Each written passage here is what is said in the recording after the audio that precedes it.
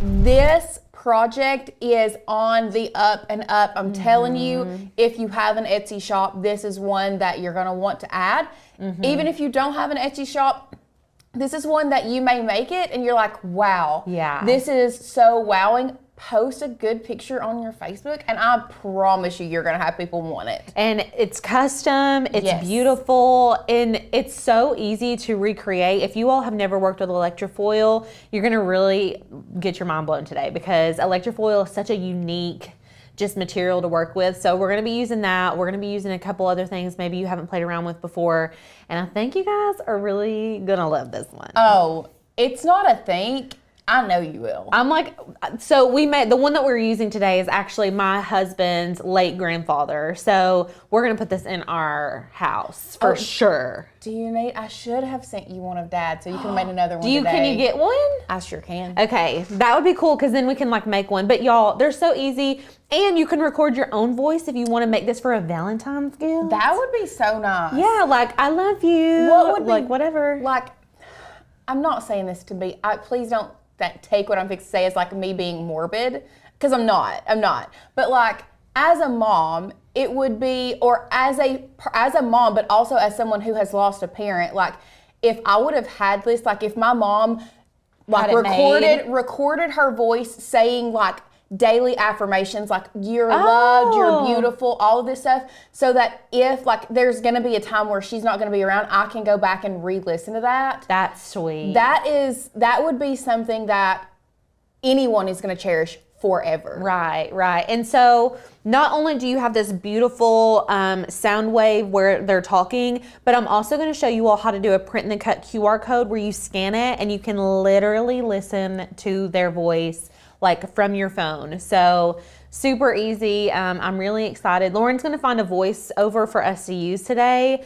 If you can't for some reason, I have the one that I used on the sample. Oh, that's fine. Family, but this is the project. Okay, let's look at this overhead. I know y'all can see it from far away, but I just need you to get a good look. Okay, look how beautiful. And I think because we did the black frame on the black cardstock with the gold, it just makes it look so timeless and beautiful. So I absolutely love this. This is actually for my husband's grandfather. He called him PP or Papa Sailor. We almost named our daughter Sailor after him. And then we have this QR code on the back. I thought about putting it on the front, y'all, but it just wasn't, you can't weed it, and it was just like a hot mess. So we're gonna do a print and then cut QR code so you can just scan it anytime you wanna listen to it. And then I think that's like the sweetest part, because you actually get to hear it. Do you know what I'm saying? So love that. Let me go over the supplies you're gonna need to recreate this. As always, everything I'm about to go over is in the description below this video. So if you want to recreate it in the next week or so, snag those supplies up. You could totally have this made by Valentine's Day and give it as a gift. So let's see here. I'm like talking too much and not breathing. Okay, people are saying they can't see it. Hold it one more time. Oh, they can't see it? It's like the angle of it. Hold on. You know what? Hold the phone. I'm taking it out of the frame, because I think that's what's the biggest issue. Also, I'm airdropping this to that computer real quick. Okay, let me accept it. So you can airdrop your voice memo to your computer directly to your downloads, or you can email it to yourself if you are not using a Mac. Okay, yeah. Oh, you can see that much better. Can y'all see it much better? Yeah, it's just because our ceilings are black. It's like reflecting the black. Yes, they can see that real good. Can y'all see that really good? I want to hold it there for a second so you guys can really. Yes, a proposal, Kim. This would be beautiful. So, and in person, this is so much better. I just wish I could show it to you as if it were in person. I know. So yeah, that's what we're creating. You're not going to need a whole lot of things. You are going to need this specialty material. This is electrofoil. So it's like kind of like the foil you can get. Cricut has some, right? I don't know that it's called electrofoil. It's more like embossing foil, but this is this Caesar brand electrofoil? Is it Caesar? No, Starcraft. Starcraft. Okay. So this is a Starcraft brand, and you can see it's silver on the backside, but then they have the gold. They have tons of different colors. I just thought the gold looked good with the black. You're going to need a black piece of cardstock that will fit in whatever frame that you have. It's really going to depend on the frame. I did get a rectangular frame so I could have a long strip. And then I've got, this is the Caesar Easy Weed Adhesive. This is basically an HTV that when heated up turns to glue. So that's pretty cool. Love that. Yeah, you have to have that for your electrofoil. And then I've just got a paper trimmer because I'm going to be cutting my cardstock down. And then I've got a burnishing tool and a pin weeding tool. So pretty basic. But the first thing that we're going to do is cut our paper down to size. And I feel like I used a 24-inch sheet of cardstock for this. But let's see. I think it's like a hair short. Oh, shoot. Could you go grab me a 24-inch piece? Yes. Now, if you're using a smaller frame, you're not going to have this issue. And I would just recommend to get a frame that you can cut out a piece. So get a frame that's smaller than 12 by 12. So you don't have to get a 24-inch piece of cardstock. But we've got 24-inch laying around, and why not? You know what I'm saying? So Lauren's going to grab that. But what we're basically going to do is just lay this piece of glass on top of that cardstock and then cut out the exact size that we need. And then we're going to carry that size into Design Space so we can design. Ooh, perfect. Okay, so I'm just going to lay this on here on this corner because this will give me the straight edge if I line it up. And then I can just take a true control knife and trim this up. This is going to give us the exact size we need for our frame. And I'm obviously getting my hands all over this, but we can clean it up if we need to. Uh-oh. Oh, there's smooth? two. I was like, why is it so thick? God. I said, she's Also, thick. that's textured. I use texture, but let's do smooth. Because I use the smooth side of the textured, if that makes sense. Yeah. Oh, and I like this black better. Okay. You know we're so weird about black. Like, can y'all tell a difference? Oh, God, yeah. I like this one better, personally. Okay, good. Okay. Beautiful. Beautiful. Let me take, here, there's an extra piece. Sorry. That's okay. Okay, I'm going to line this up and we're going to cut. We don't use our 24-inch cardstock a lot, y'all.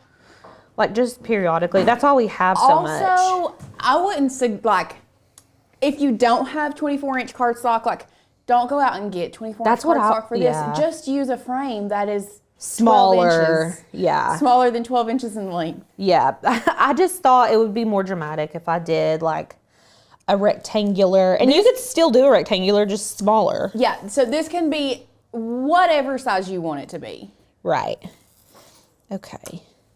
It's just that, like, the voice memo is usually, like, long and skinny. And so in my brain, I'm like, I need a long and skinny frame. So that's kind of what I did. And if you go to Hobby Lobby and the frames are not on sale when you're there, go back the next week and they're usually on sale. I thought frames were always on sale there. That one was not on sale. Not where I got it from. Did you get it last week? Was it last week? Or was it week before last? Oh, I can't even remember. You can look on their website and it'll tell you. It was last week, because if it was last week, I'll go this week. I'll actually go today and just go get one to put this in. Oh yeah. Yes, beautiful. I mean, it was $17.99, so it's not bad. But then if you get it on half off or 40% off, you get a little bit more of a deal. You know, Yeah. We're deal gals. Okay, so that's my piece. Now let's measure this because I don't know the exact measurements. And then this is what we're gonna have in Design Space for our template. So this is 12.5. And yes, you can do this on a canvas. You don't have to do this on cardstock. It's the same concept. Yes. 12.5 by 6 3/4. We'll just round up. Okay, 12.5 by 6 3/4. All right, let me pull open Cricut Design Space. We're gonna get a blank canvas here. Let's go new, replace. Okay, so I'm just gonna pull in a square that is the shape of this. This is gonna be our base that we're working with. So we said 12.5 by 6 3/4. And I'm gonna change it.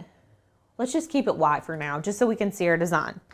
Now, listen up. If you guys are ready, we're gonna jump into the part, how to get to your voice memo, how to get all of that. So you airdrop me your voice memo, right? I did. Okay, so this is where everybody needs to turn all their tabs off. Yep. Turn your listening ears on. Yes. Because this is gonna be the hardest part of this tutorial. And Yes. it's not hard, but but you just have to know where to go and what to do. Right. And I've linked every website I'm mentioning. They're linked in the description for y'all, okay? So the first place, this is our first stop. Vocaroo. I'm assuming like vocal. This website is really cool because you can press this button and start recording. So like if I wanted to leave Lauren a lovely message and put it on this, I could. Or you would just push that and start recording. I'm assuming you'd have to have your microphone function hooked up, whatever. So you don't even have to do it from your phone and then airdrop it. You can do it straight from this website. Yeah, so if you just wanted to say something, you could just say it. That makes it so easy. I know. But we're wanting to use one that we already have. So you can just select this upload button, okay? And then it's going to say upload audio file. So Lauren airdropped me her audio file. If you don't have airdrop, you can email it to yourself and then save it to your computer. Yes. A heartbeat is a good idea, Sandy. I actually love that. And then you can see right here, is this the one you sent me or is this Trey's? Let's play it. Oh, maybe it won't let me. Let's see, it'll let me preview it. Hey, Lauren, it's Dad. Happy birthday, sweetheart. It's around 3 o'clock. It just meant you calling back. I love you very much. Well, we shouldn't have played that. I thought it was going to be Papa. It's okay. It's okay. I've just not heard his voice in a long time. Sorry, guys. We're emotional today anyway, I know. so. Okay. Back. Oh. Back on track. Okay. All right. So obviously you can see the emotional effect that this type of gift would give to somebody. That's so sweet. So you're just going to upload it and then drop it in. You can preview the text from there. And then we're going to download the audio. So what you're going to need to do right down here, there's a QR code and there's a download. We need to get both of these because I want you all to have that QR code so you can scan it and listen to it whenever you want. So first we're going to do download and that's just going to pop up here, okay? So we're just going to open that up. Oh, it's going to go into Apple Music. Oh, okay. That's weird. It didn't do that on my computer. Let me see. Okay, I'm just gonna let it live here for a second. Oh wait, here, I can open it in Finder. There we go. Okay, so I think it just converts it to an MP3. And then we also want the QR code and we're gonna hit save QR code. Oh, we're sorry if we made you guys cry. Didn't mean to. Oh man, it's been an emotional day in here. It has been. It has. I've been crying already today, so. Okay, so we have the QR code, we have the download. Now, after you've done this whole process, you're gonna go to the MP3 audio sound wave and we're gonna hit let's go, okay? Now we're gonna upload that MP3 that we converted over. We're gonna upload that to this area. So let me actually cancel that. I'm gonna open it up in the folder right here. So it's in my downloads and I'm just gonna click it and drag it. And you can see there's a green plus sign. Just drop it in. And then it says conversion complete. And then when you get to this page, don't worry about the waveform size. I am gonna change this just to solid black and then hit okay. And then there it is. So cool. It's so interesting how they're all so different. They look so different. So then you're just gonna hit control click or right click and we're gonna save image as, and we'll just save it to Dad in downloads, okay? So I'm just gonna save that in my downloads, okay? And then let's go over to Design Space. Okay, so we're going back to Design Space. We already have our base set up. We're gonna go to Upload, Upload Image, and then we're gonna go to Finder, and well, we can pull in our QR code first of all. I'm gonna hit Complex, Continue, Apply and Continue, and we're gonna be using the Print Then Cut image. Now, y'all, I tried to cut this out of vinyl. It was like, I think Lauren was in there and I was like, this is stupid because I was trying to weed it and it was like, you can't know which squares to weed out, you know, like the world's hardest weeding project. So we're just going to do it as a print and cut sticker and put it on the back. So I'm going to add that to the canvas and we'll just sit it right here. And now we need to go upload our voice memo. So I'm going to go to upload image, go to Finder, and see, I start getting Confused. yeah, because we have so many, like, vote. Hold on. Oh, I saved it in downloads as dad. So let me see if I can just type that in. Oh, really? You're going to do that to me? Let me try to, you know what I'm going to do? Let's go back to the website and put it on our desktop. Like, I'm just going to drag it over to my desktop. Okay. So we'll go here. I do that a lot. I know sometimes you can't find it sometimes. Yeah. Okay, so right click, we're gonna,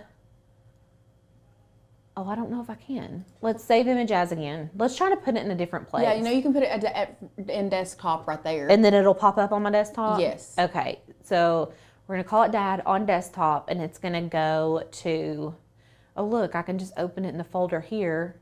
There it is. Okay. There she is. We found it.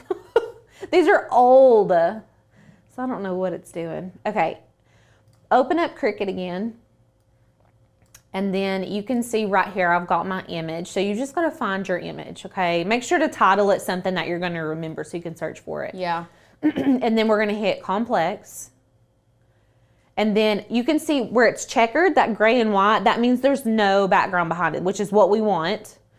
And then we're going to apply and continue. DD, the Finder is where, on a Mac at least, it's where like all of your applications, your files live, yeah. And then on a PC, it's just your like search, like at the bottom left. Yeah. It's got the Microsoft icon normally. That's like the same thing as Finder. Yeah.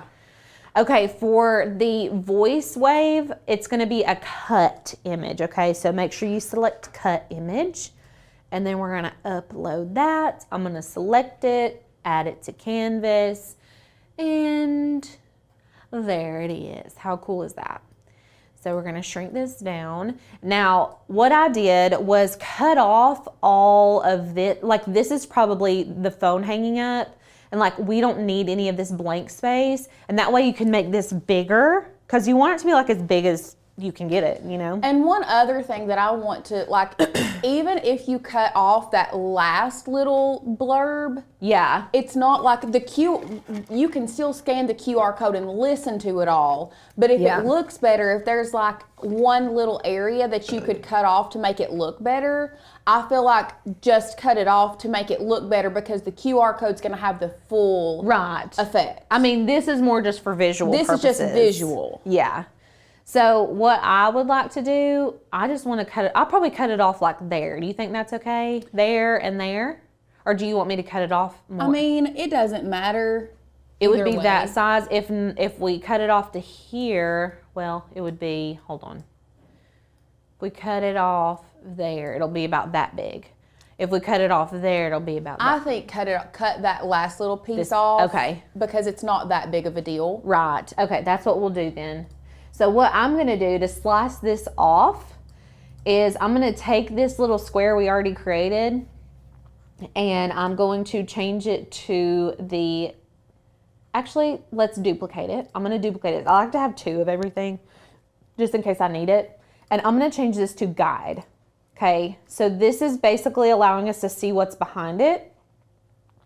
And I'm gonna make it a little bit bigger. We can cut that little guy off. Do you think that looks good? I think I like that.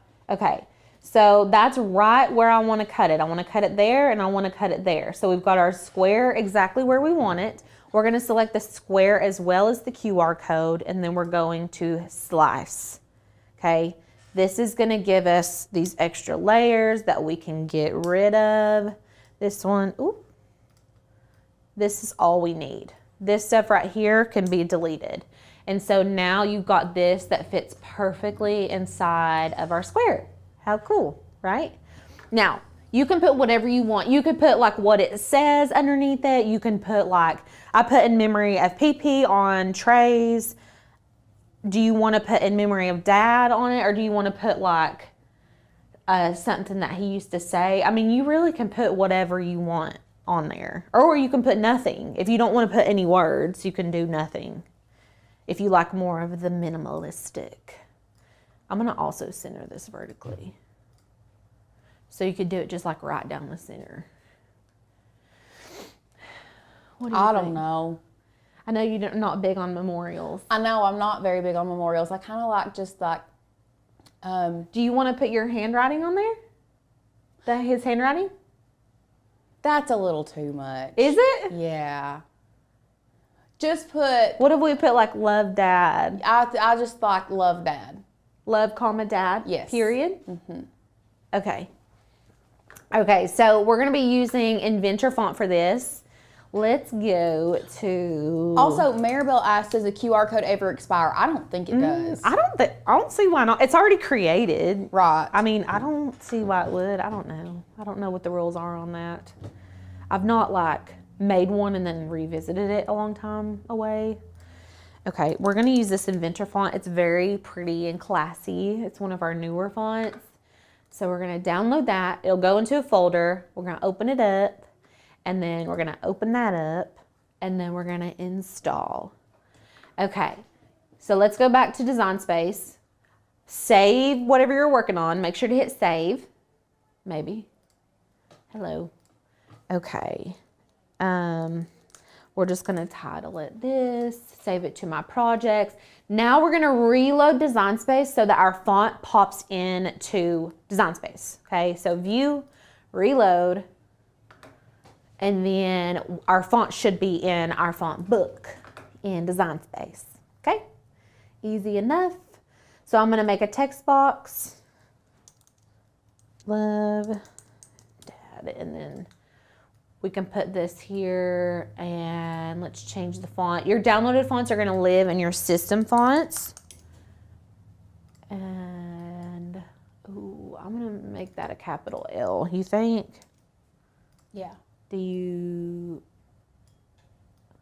like? Yeah. I think that's cute. Yeah. So if I like the smaller look because I feel like it gives it that more modern, which is kind of the style is kind of modern anyways of this whole piece. I am going to change it to black because all of this is black. But yeah, you make it pretty small. Now this font can get real skinny. So what I like to do is space my letters out. I'm going to space these out just a little bit. Let's, oh shoot. Highlight your text first and then space your letter. Why is it not doing it? Oh, I'm doing line spacing. Hello, fuzzy. Okay. Highlight your text. We're going to go to letter spacing. Let's add a 2 space. We have a lot of tutorials, Danielle, about how we use our own handwriting. Yes. In Design Space. Like, first one I can think of. You did Asher's Valentine's. Asher's That one had- Valentine's right. last year. I taught you how to do your own handwriting. There is You did one but it might have been in. there's a TikTok where I've done one. the clipboard art. The clipboard art, but What is was that? I think it's inside the membership.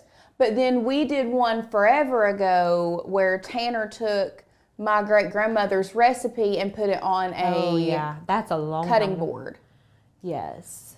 So So maybe we need an updated one. updated, like specifically just titled how to use handwriting in Cricut Design Space. Yeah, we may try to do that because I mean everyone loves to do that. Right.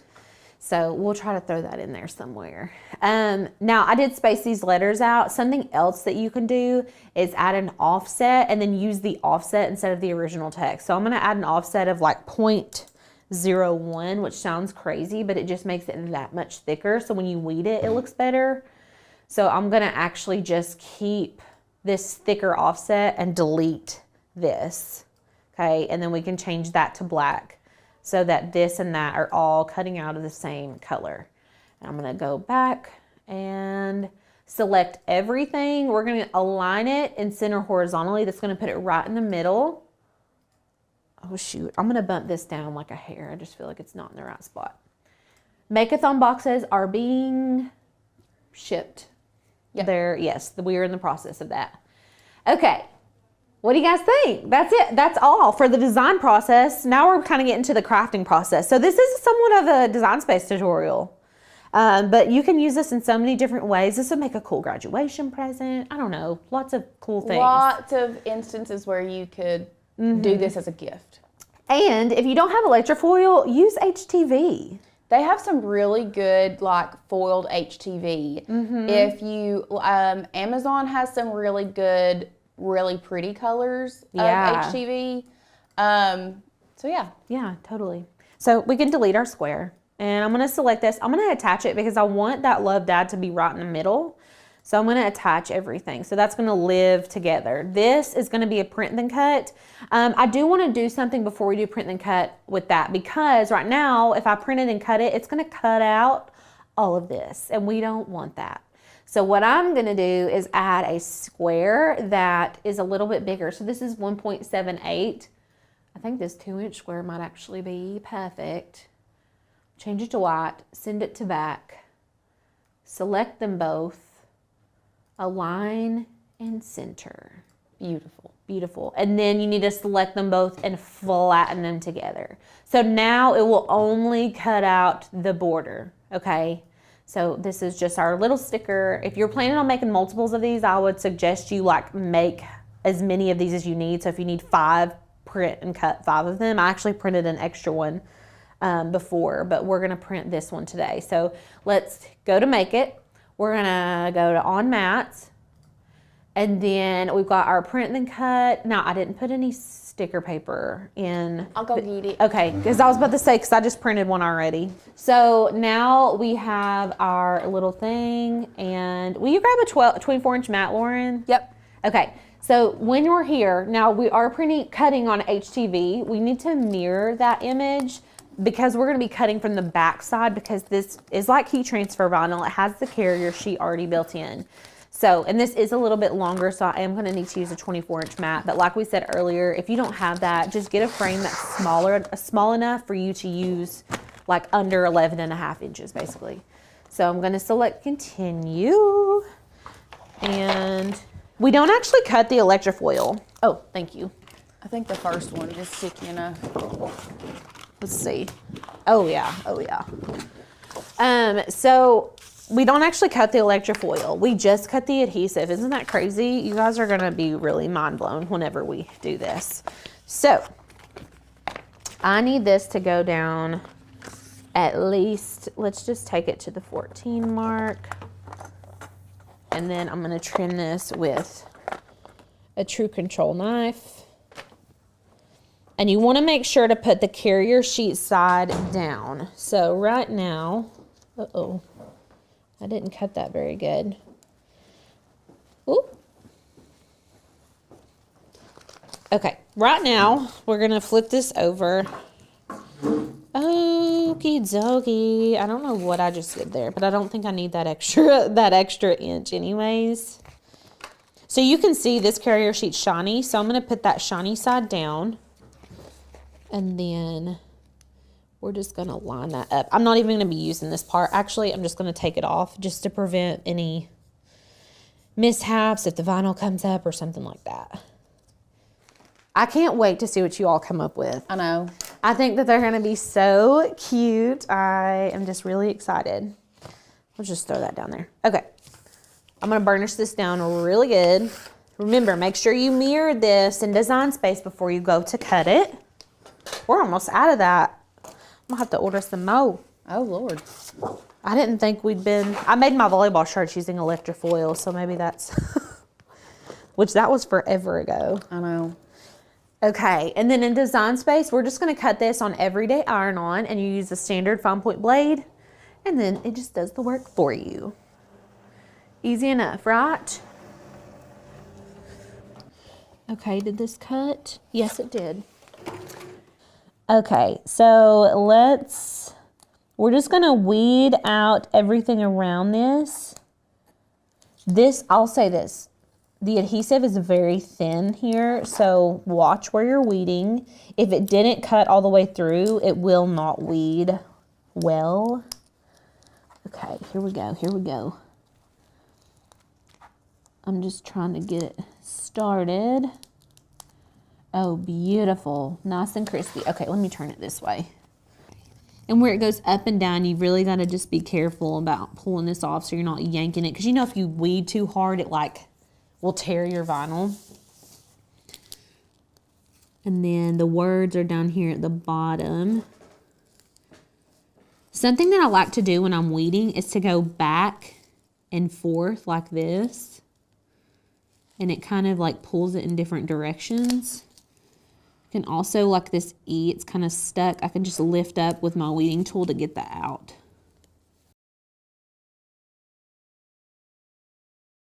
Okay.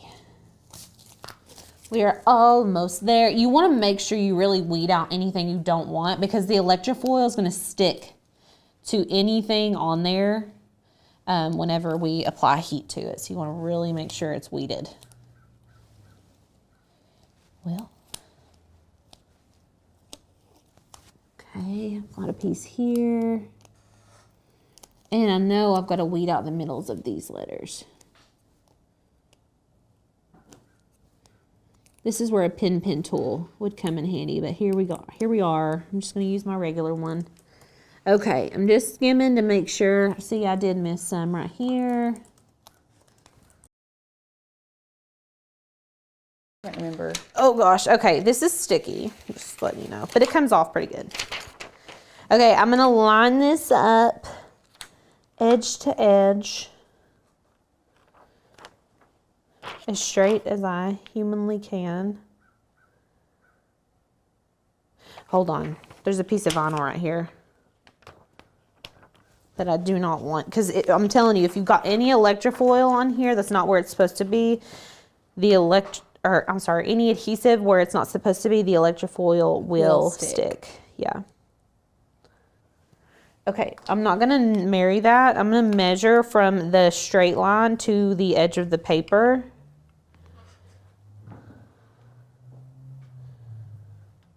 Let's see. You're getting real precise. I'm a professional now. I mean, I am professional. Listen, I was a woodworker, okay? I can be precise if I want to. I just don't be. I just would rather eyeball it, you know?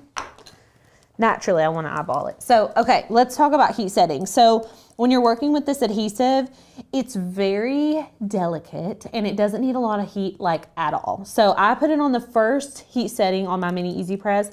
I want to say like 285, like live in the 285 region. Whenever we go to apply heat to this, you're going to see what happens. It gets darker and you can tell that it's adhered. So, you do not need a lot. I actually had, we took it out. Did you pull it in here? Do you want me to go get it? No, it's okay. What will happen though, is if you put too much heat on this, where it has all these little spiky things, they kind of fuse together. So it just looks like a big mushy blob. So you don't want to apply too much heat. I would recommend you practice on some cardstock first before you do your final project, just to make sure that you get your heat right, because your heat settings are going to be a little bit different from mine and vice versa. So I'm gonna go ahead and apply some heat on here. Look, I'm gonna show you guys, look. Like immediately, it goes clear. I said black, but really it's going clear. So I'm just applying medium pressure, light heat. And it's very, very important to do light heat with this, because if you do lots of heat, what's gonna happen is that adhesive is going to spread and you're not going to get the details that you would have gotten with the voice memo. Like, it's just going to spread together. Yeah, and it doesn't look like what you want it to look like. So that's pretty good. And then I'm going to go ahead and do a warm peel. Just going to peel this off very slowly. And your paper may bow a little bit, but once you get it in a frame, it'll be fine. Pay attention to your words. If you haven't adhered them down completely, that will show. The only thing about this electrofoil is that it can show imperfections, but most of the time it's pretty good. Just know that I'm gonna actually apply a little bit more heat over here.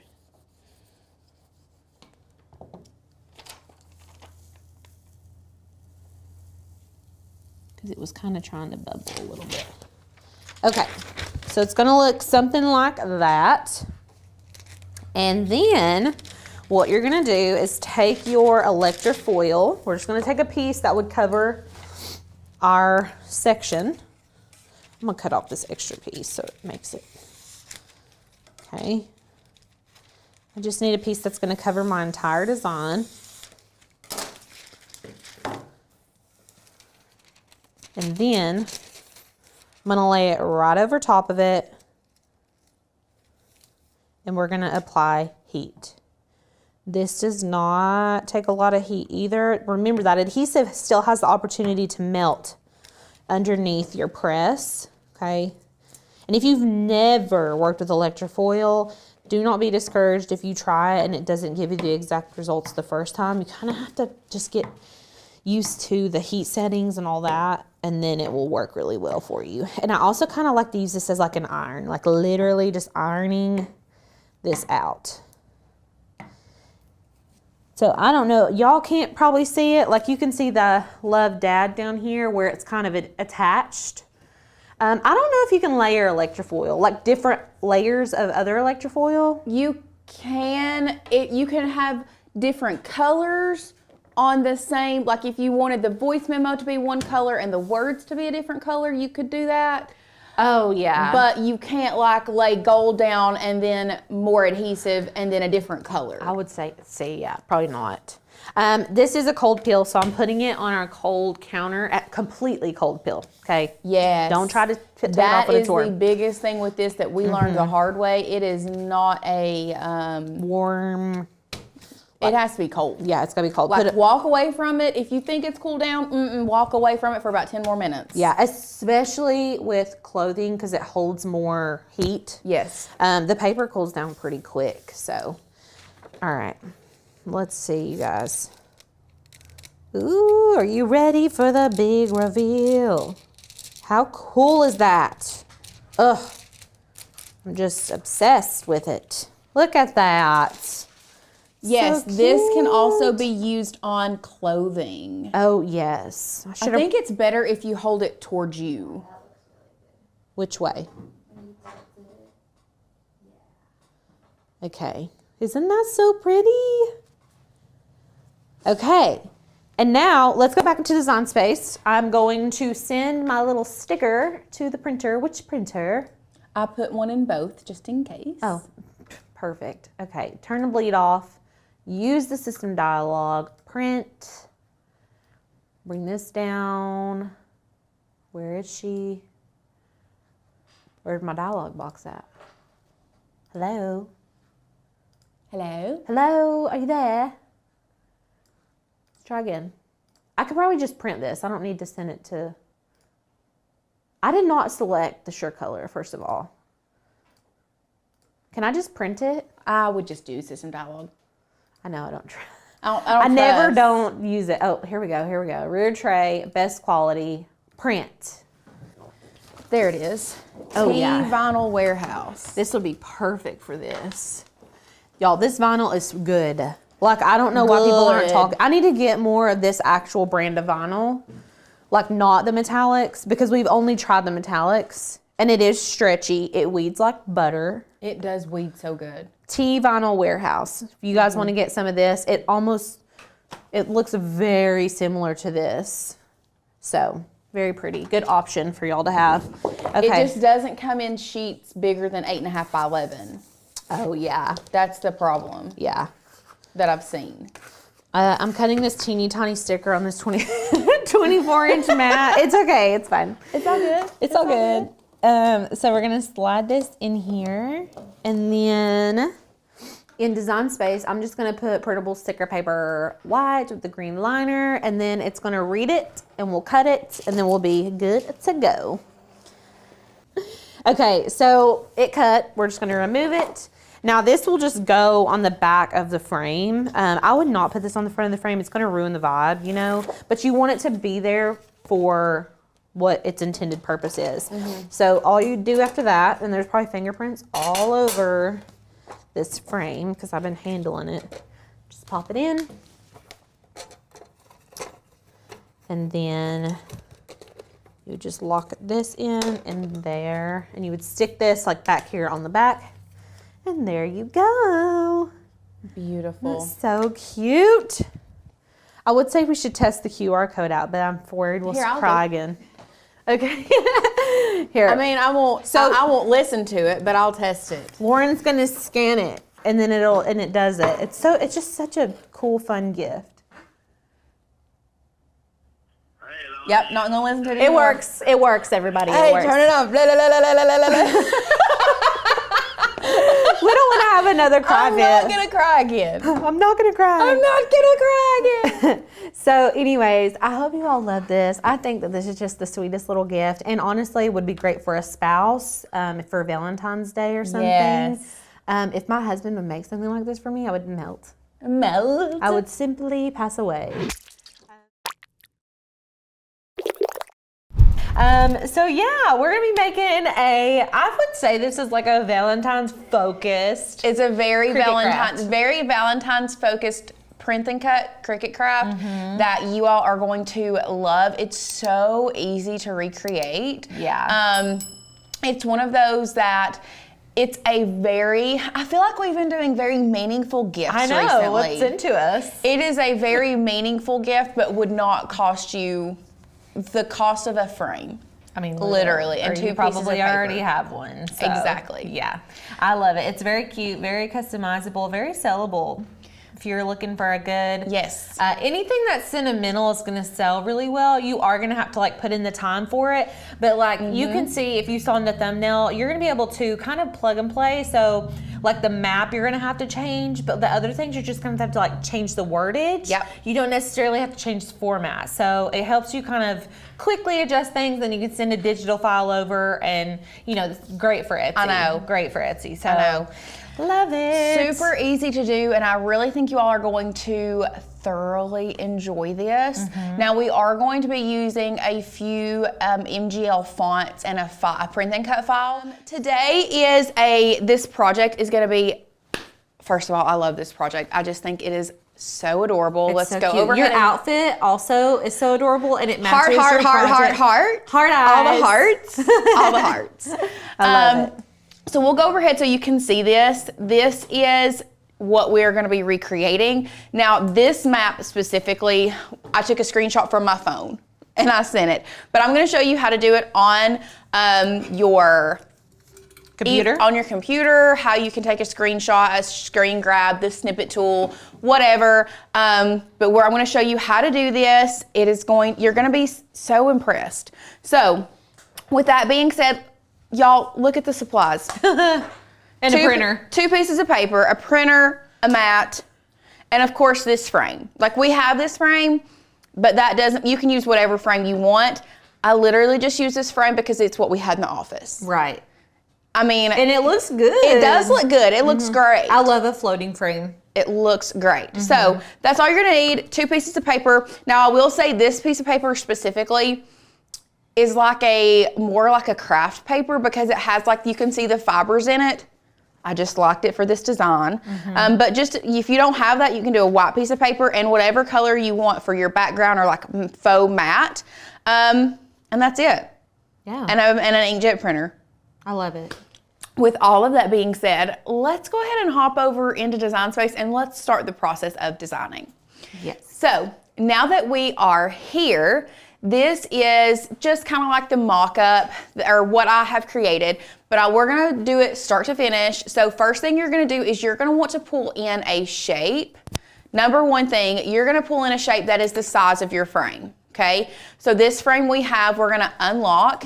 It's an 8 by 10. So I'm just going, not 28.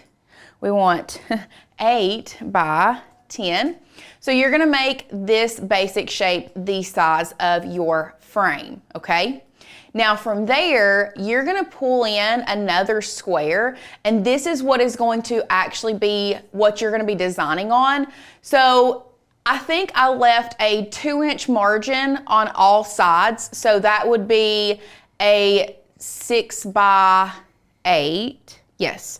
So I did a 6 by 8, leaving a 2-inch margin all the way around.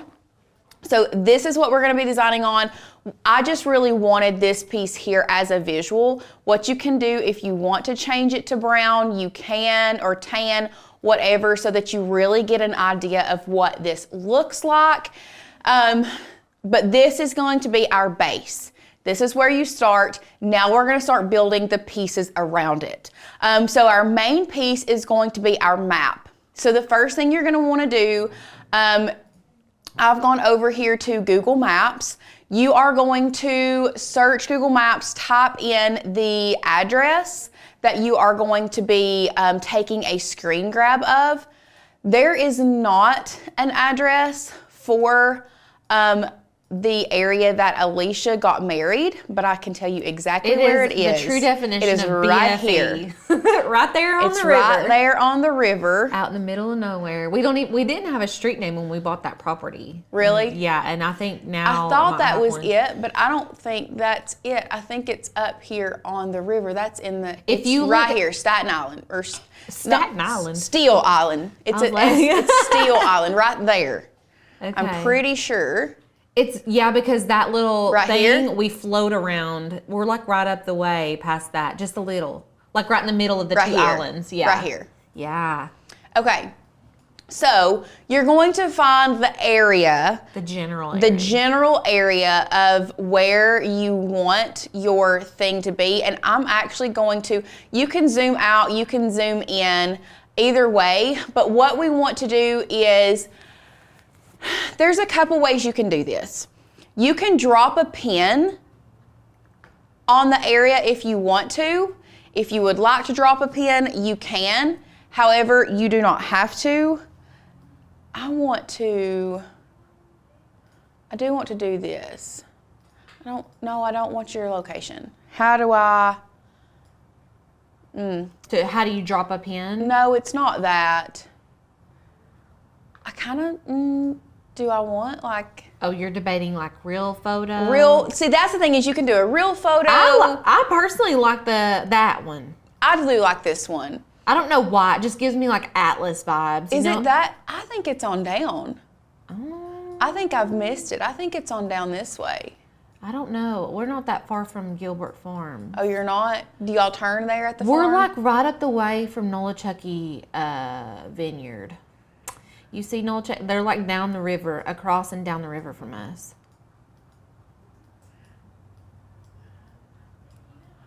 Okay, give me a second. I I think listen, I'm in the Linda. wrong area. I'm not a good I map was, because reader, here's okay? Fish Hatchery. Oh, yeah. Here's Fish Hatchery. Okay. Here it is, right here. Okay. Because right there it is. I got it. There she is. It's right here. Okay. So this is the area that I need. Either way, what Find you're your going to area. do, you're going to find your area. Either way. Now, one thing I do suggest, I suggest zooming out and getting a pretty big screen grab, okay? You don't want to zoom in like this. This is too close. Like I'm not getting anything cool. It doesn't look cool Like a right map, here. yeah. It doesn't look like a map. So you want to zoom out and get like a general area, more or less. Now, one thing that you can do is we're going to drop a pin. Where do I do this on Google Maps? Y'all, I did this on Apple Maps. I have no lies to tell. And I don't can even know drop if a I know pin. how to drop a pin on either kind of map. That's just. Can you right click or control click and see if it'll give you an option? Oh, you just click. There You go. literally just click on it. Y'all, I'm a little dumb sometimes. You're not. So anyway, let's go back. You do have to zoom in and find your exact area, which you all are like this cabin right here, I think. And you're gonna click it, and that's going to give you your coordinates, okay? Yes, Sonnet, yes, I see that. So first thing we need to do is we need to get these coordinates, okay? We're gonna copy, and I'm gonna come back over here to Design Space real quick. I'm gonna pop in a text box, and I'm gonna paste those coordinates in there, right there. And I'm just gonna leave them over here. We'll size them, change the font, but we need those coordinates because the coordinates is part of this, the exact coordinates of, let's say, your first date, where you got married, so many different things, so many different things. So anyway, back over here, we have the coordinates. Now what we're gonna do is we're gonna zoom out right there. Oh, it still does that. So we know a general area. And now we are going to, I'll do Command-Shift-4 on a Mac. If you are using and I'll click off this.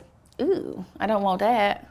If you are using a Windows computer, what you're gonna do is you're gonna go down to the bottom left-hand corner, and on your menu tab, when it pops up here on your menu tab, there's gonna be a search bar. I want you to search snippet tool.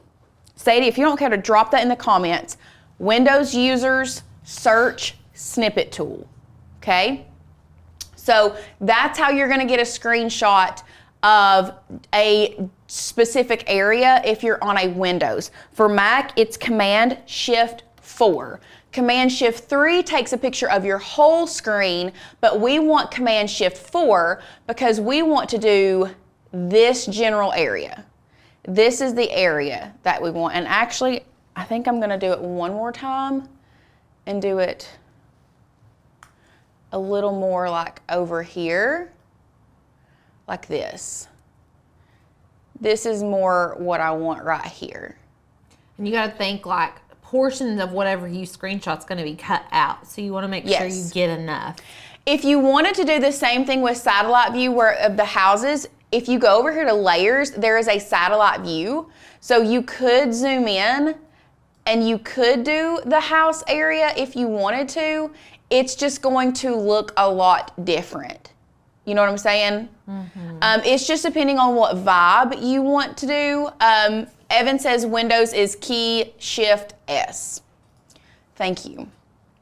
So either way, you're just going to grab a screenshot of the area that you're working with, and now we're gonna go back to Design Space. What we wanna do is go to Upload, Upload Image. We are going to open up our Finder here. I'm going to grab this screenshot first, and if this screenshot doesn't work, you can always go back and use a different, and like get another one. But we're gonna grab that screenshot, always upload with complex, just because this is a print and cut, we want all of the details we can. Apply and continue. We are doing this as a print and cut image, upload that, and then we are going to add it to our canvas, okay? So, now what you're gonna wanna do is make it pretty large. It's got the little plus sign in the middle of it. Did that have that the last time? I don't know. Is it on your printed image? No. Let's try this again. Let's do this one more time. Now it won't have it on there. Beautiful. Now we'll go to upload. Upload image, browse, actually cancel. Back to Finder. We want this one. Complex, continue. Now it doesn't have the plus sign in the middle. That's another thing you have to watch out for because that would throw off a design very quickly, very quickly. So we're gonna apply that to our canvas. Now, what I was doing a while ago, we're gonna make it pretty large.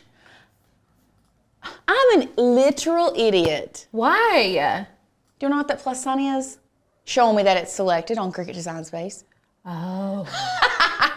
I wouldn't have known that either. Y'all. Because when you click off of it, it goes Just away. forgive me. My brain is in a different area right now. My brain is not here. So what we're going to do next, we're going to go to Shapes. We're just going to grab the standard heart. Just a standard heart from Cricut Design Space. I'm going to turn it into a guide. And now I can size this guide as large as I want. But you have to like be careful because obviously you can't go up here, it's gonna cut it off. It has to be within your boundaries here. So we are going to, I'm looking at this image and like right here and make sure it's in there.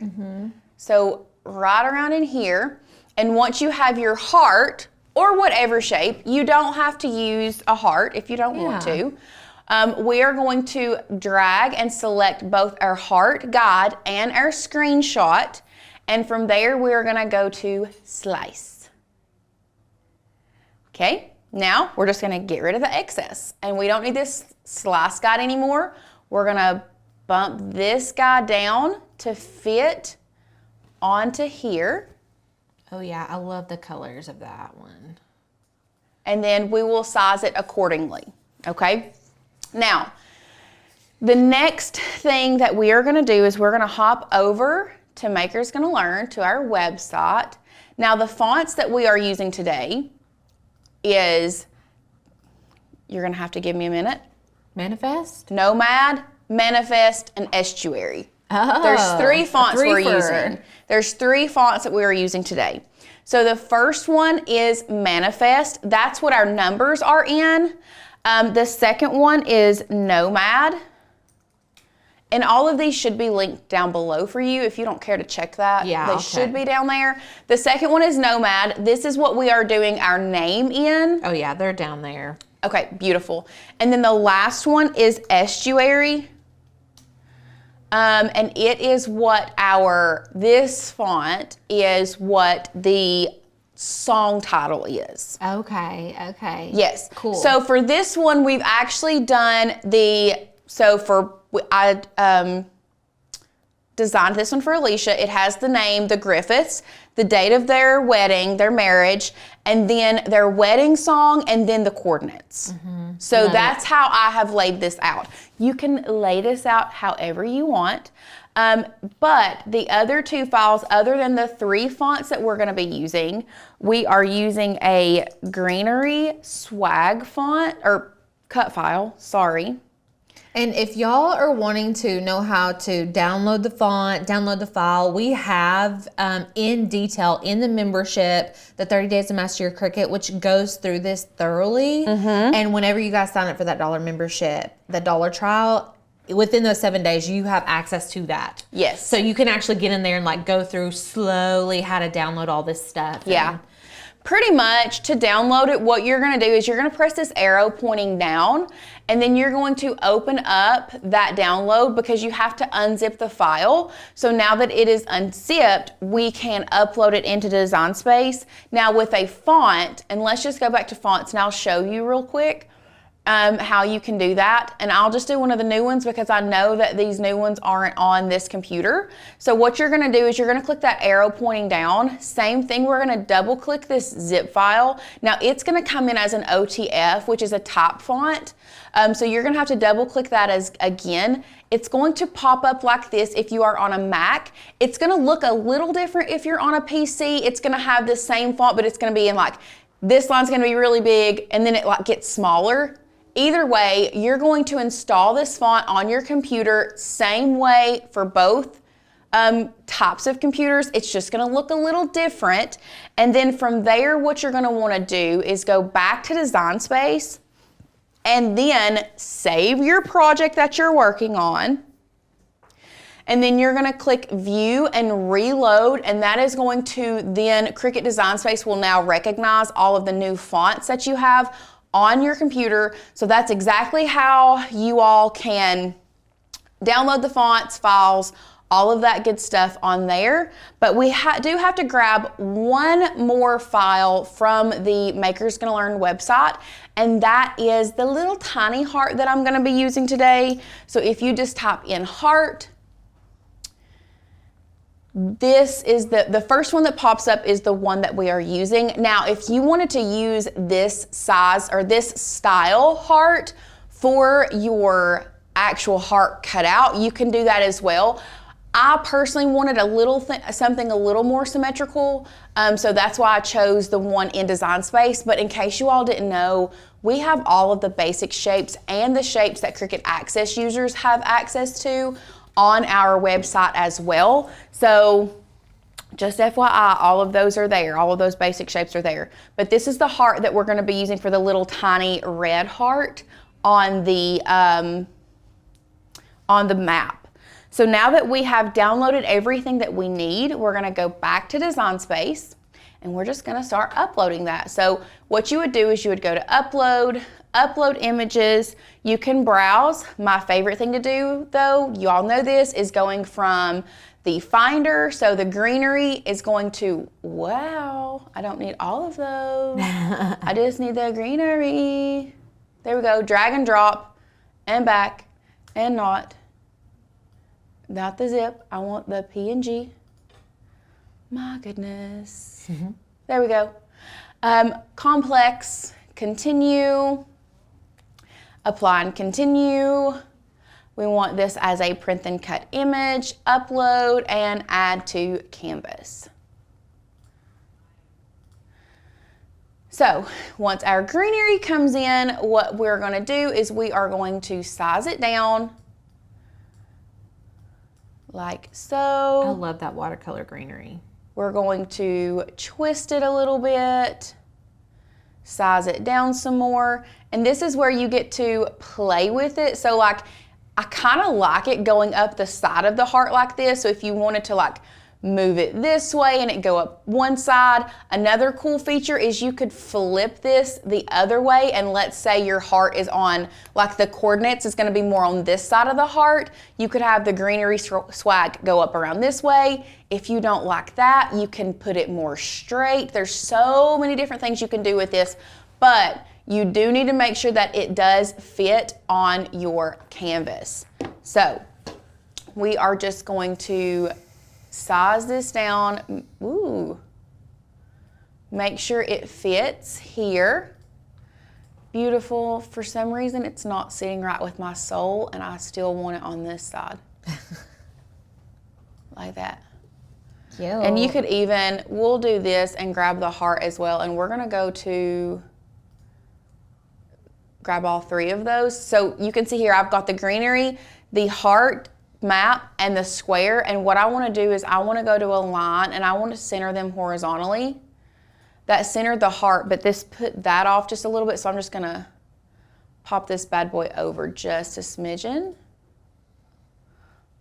I don't know, have you all been having issues with Design Space like we have? Because it's about to make me mad. What's new? Once you have your greenery placed where you want it, now what we're gonna do is I'm gonna grab a text box.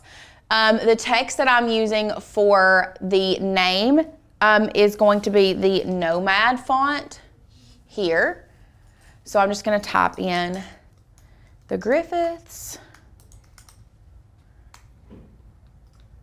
like so, size it down. And I do overlap this just a little bit because y'all, it's a print and cut. We can do that. We're allowed to do that with print and cut. Change it to black.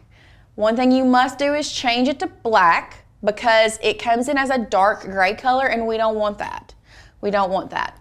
So next thing we're going to do is grab another text box. This time we are going to be using Manifest. And this is going to be our date, 10.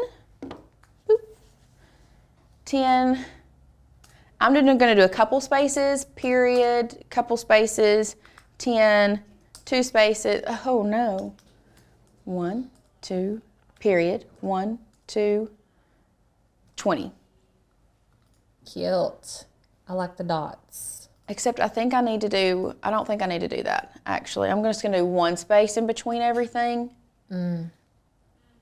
Because I still want my 1 and my 0 to be spaced apart. Okay. Yeah, that's cute. So now what we're gonna do, we're gonna size this down, and I'm gonna zoom in.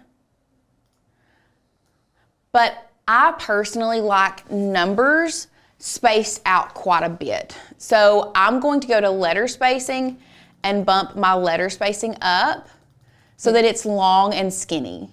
Do y'all see this? It makes it look more modern to me. Oh, for sure, for sure. And that way you can even size it down more if you need to.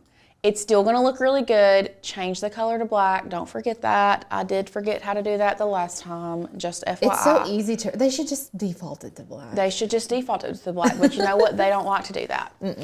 So once you have your date, now I'm going to grab another text box. This one we are using Estuary. Estuary is one of my new favorites, literal favorites. Now, this is where I want you guys to play around with this. So at first I wanted to do one line of the song that like just stuck out to me because the actual name of the song is not Love is the Tuesdays. It's just Tuesdays. Yeah. But I liked the Love is the Tuesdays. So this is where you can put whatever you want in here. Wedding song. If they have a special saying that they want to go there that represents them as a couple. You could do a literally QR anything. code from last week's live. Huh? You could do a QR code on there if you You wanted could to. do it. There's so many things you Yeah. could do with this, okay? So we're just typing Love is the Tuesdays. That was their wedding song. Once again, changing it to black, trying not to forget that portion, and then sizing it down. Now, because it is, you know, it's a pretty long thing. Another thing I did for this one as well, I went up here, letter spacing. We're not gonna do as much letter spacing as before, but I like to bump up that letter spacing with these things, okay? So that's going to go there. And then finally at the bottom is going to be our coordinates, which we copy and pasted.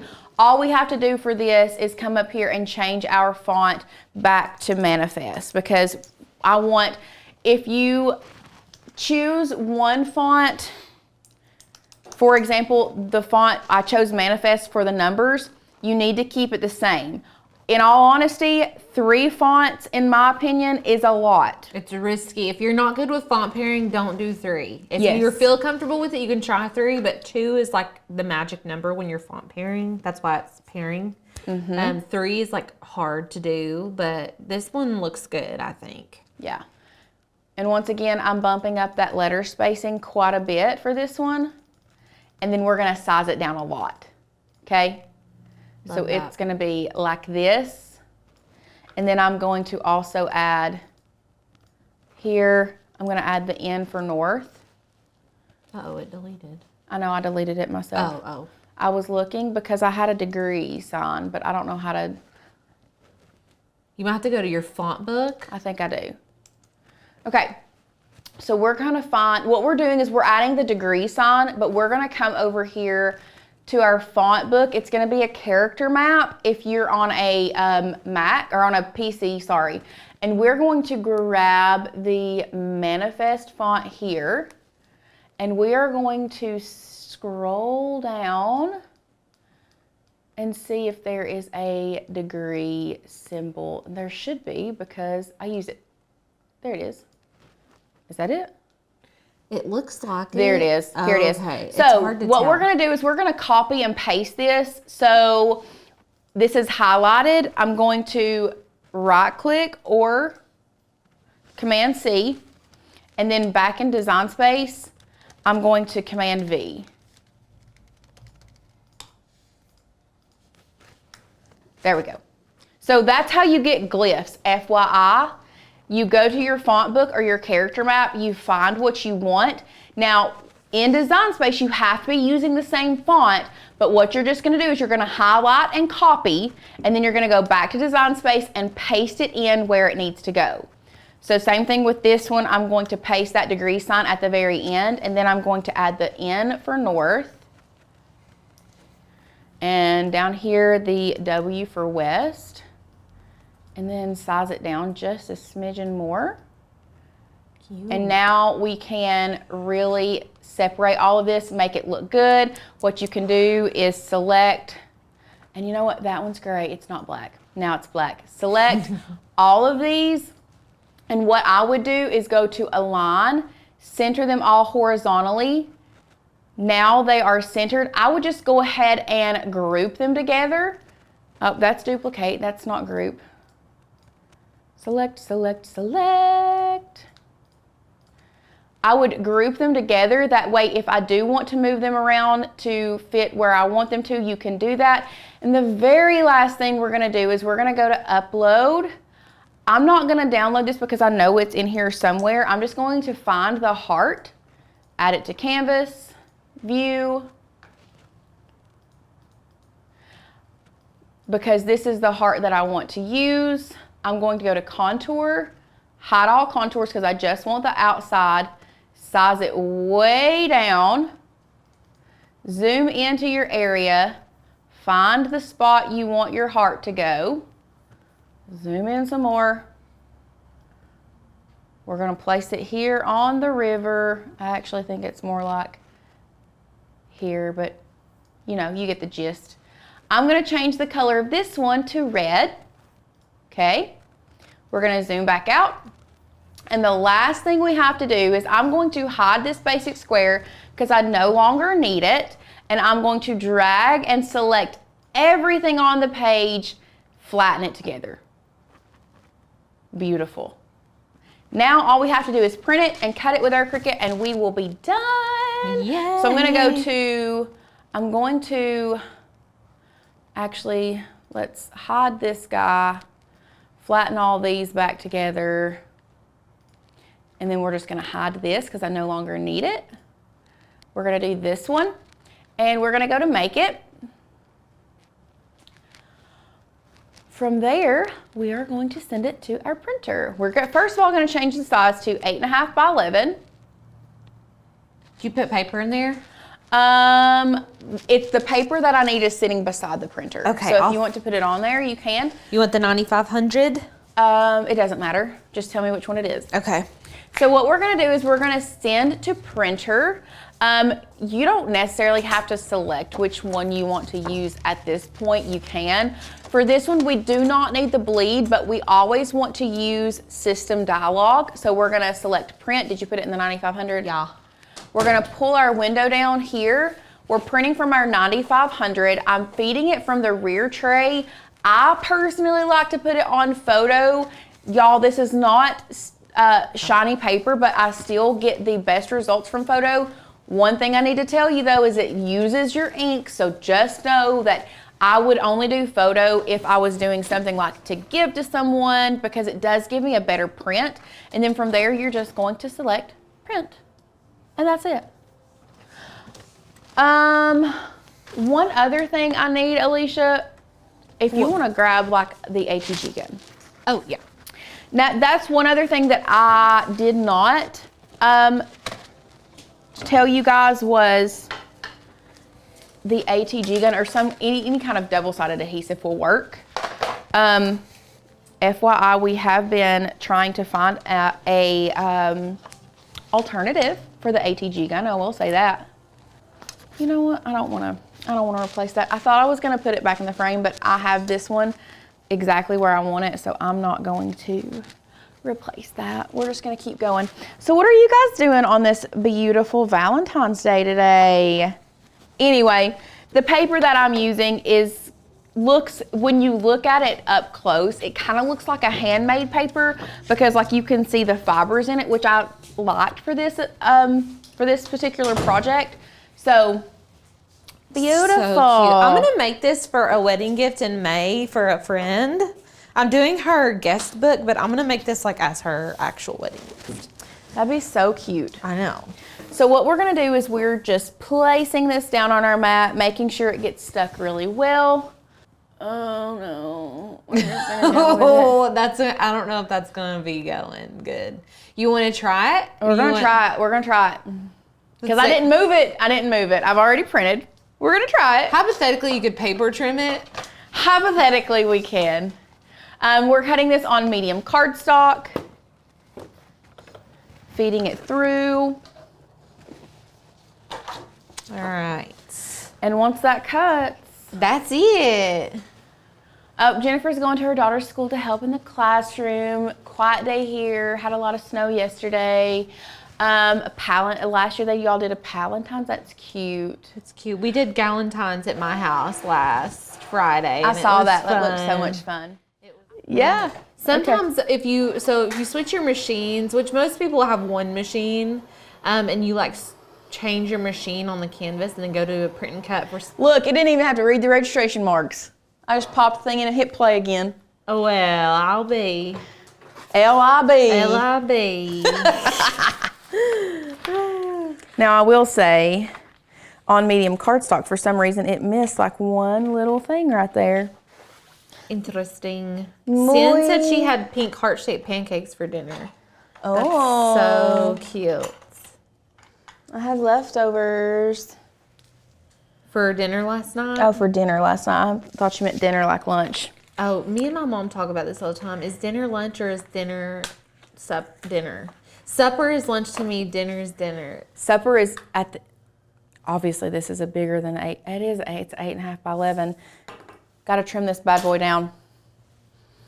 To fit in the thing. Well, that's okay. Either way. Yeah, it's okay. I think it's Either fine way, how it is. what you would do, there you go. You'd attach it. You're gonna attach it. This we really need to, and actually, you know what? Let's click done. Let's go back here. I hid this, but I kind of need it. So let's go to make. Let's just cut it. It's fine. I have a little bit of time. It's okay. Okay. So you do need to cut 8 by 10 on your 8.5 by 11 piece of cardstock. So we're gonna go down to here, continue, and actually we can do edit, actually cancel. Yes, cancel the cut. You can change your material size to 8.5 by 11. So here you can see exactly where you need to put it. Continue. I'm connected to my Maker 3, medium cardstock. Put it in here. So that's why a lot of times I hide my stuff instead of deleting it. Because there's instances like that where I decide, yes, I need to go back and do that. Mm-hmm. So I just hit it, I unhid it, went back. We're just gonna cut our 8 by 10 out of our 8.5 by 11 piece of paper.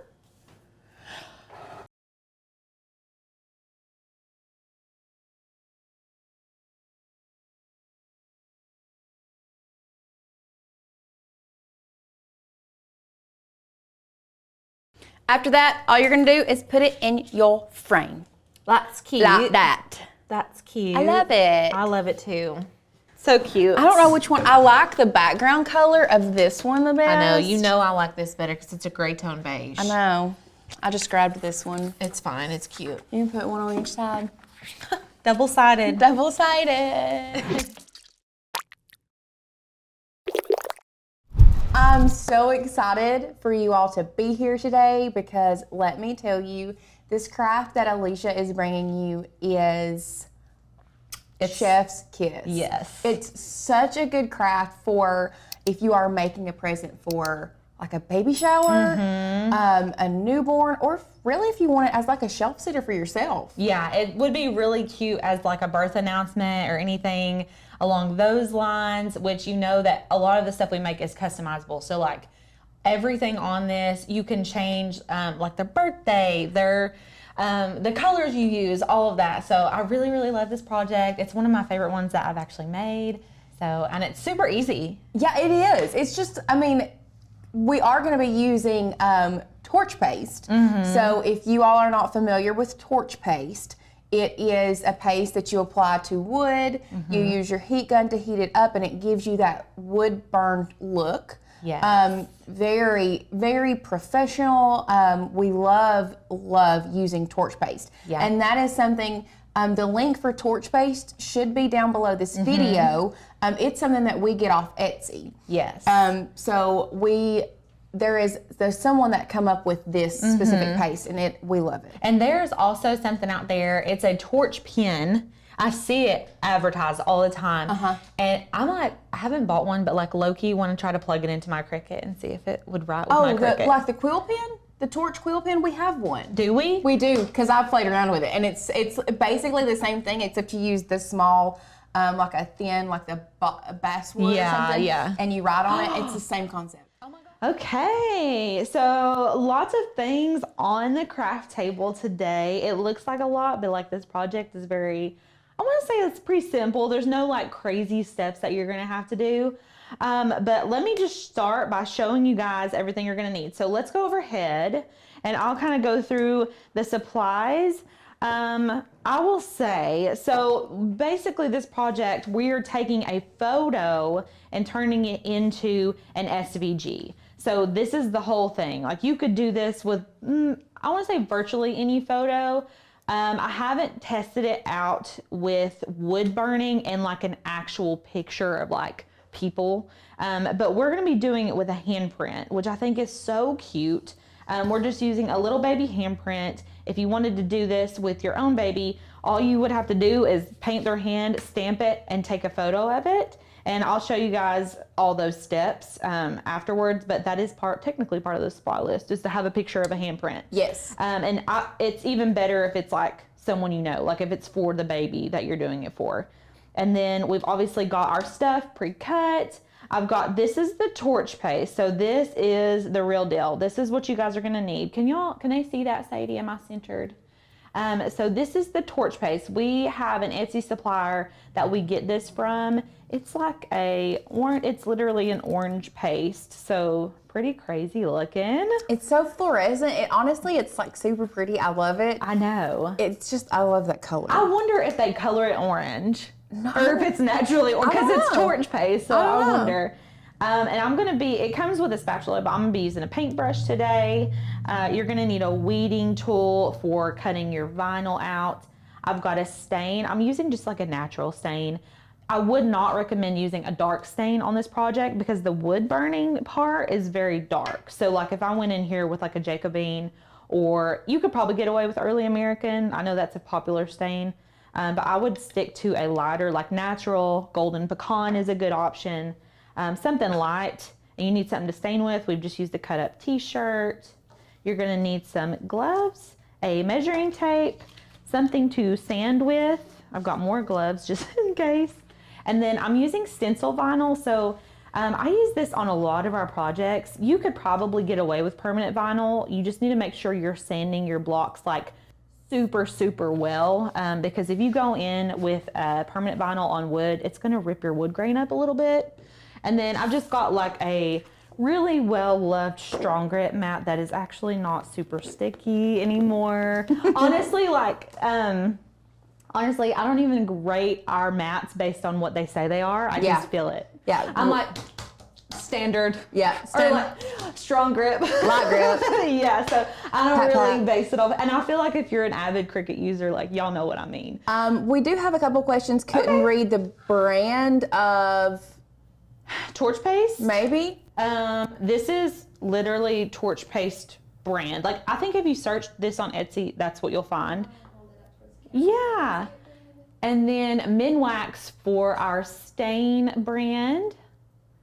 The torch paste does not have an odor. The stain does have an odor. Actually, I never smelled this, but like, it smells like nothing.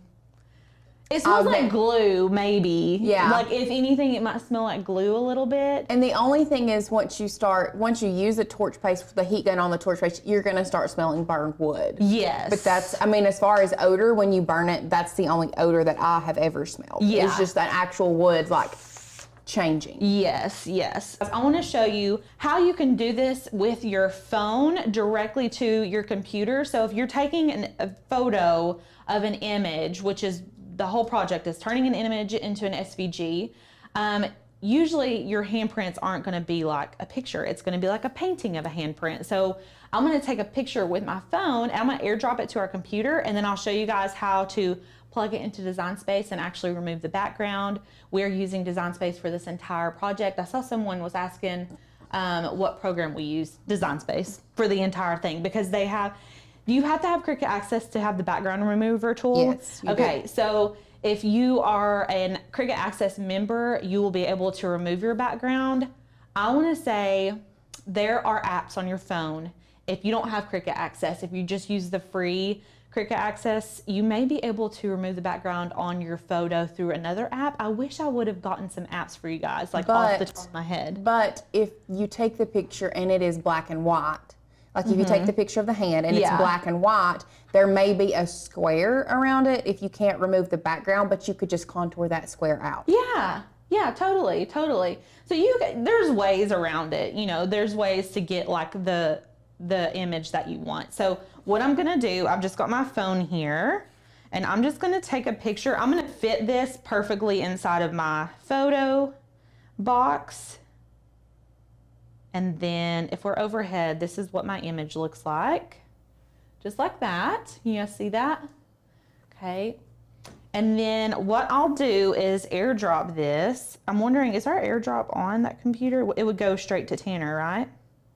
It should pull up. Tanner Bell?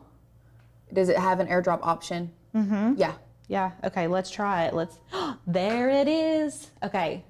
We're going to go ahead, accept that, and open it in Photos. So maybe they have changed. Someone said you don't have to have Cricut access to remove the background anymore. That might have been one of the updates that they gave them. But before, I know for a fact that you did have to have Cricut access, because when I did made those stickers, The I did doggy stickers? The doggy stickers. It was a Cricut access feature at that point. But Yeah. Cricut just did a big update. Yeah.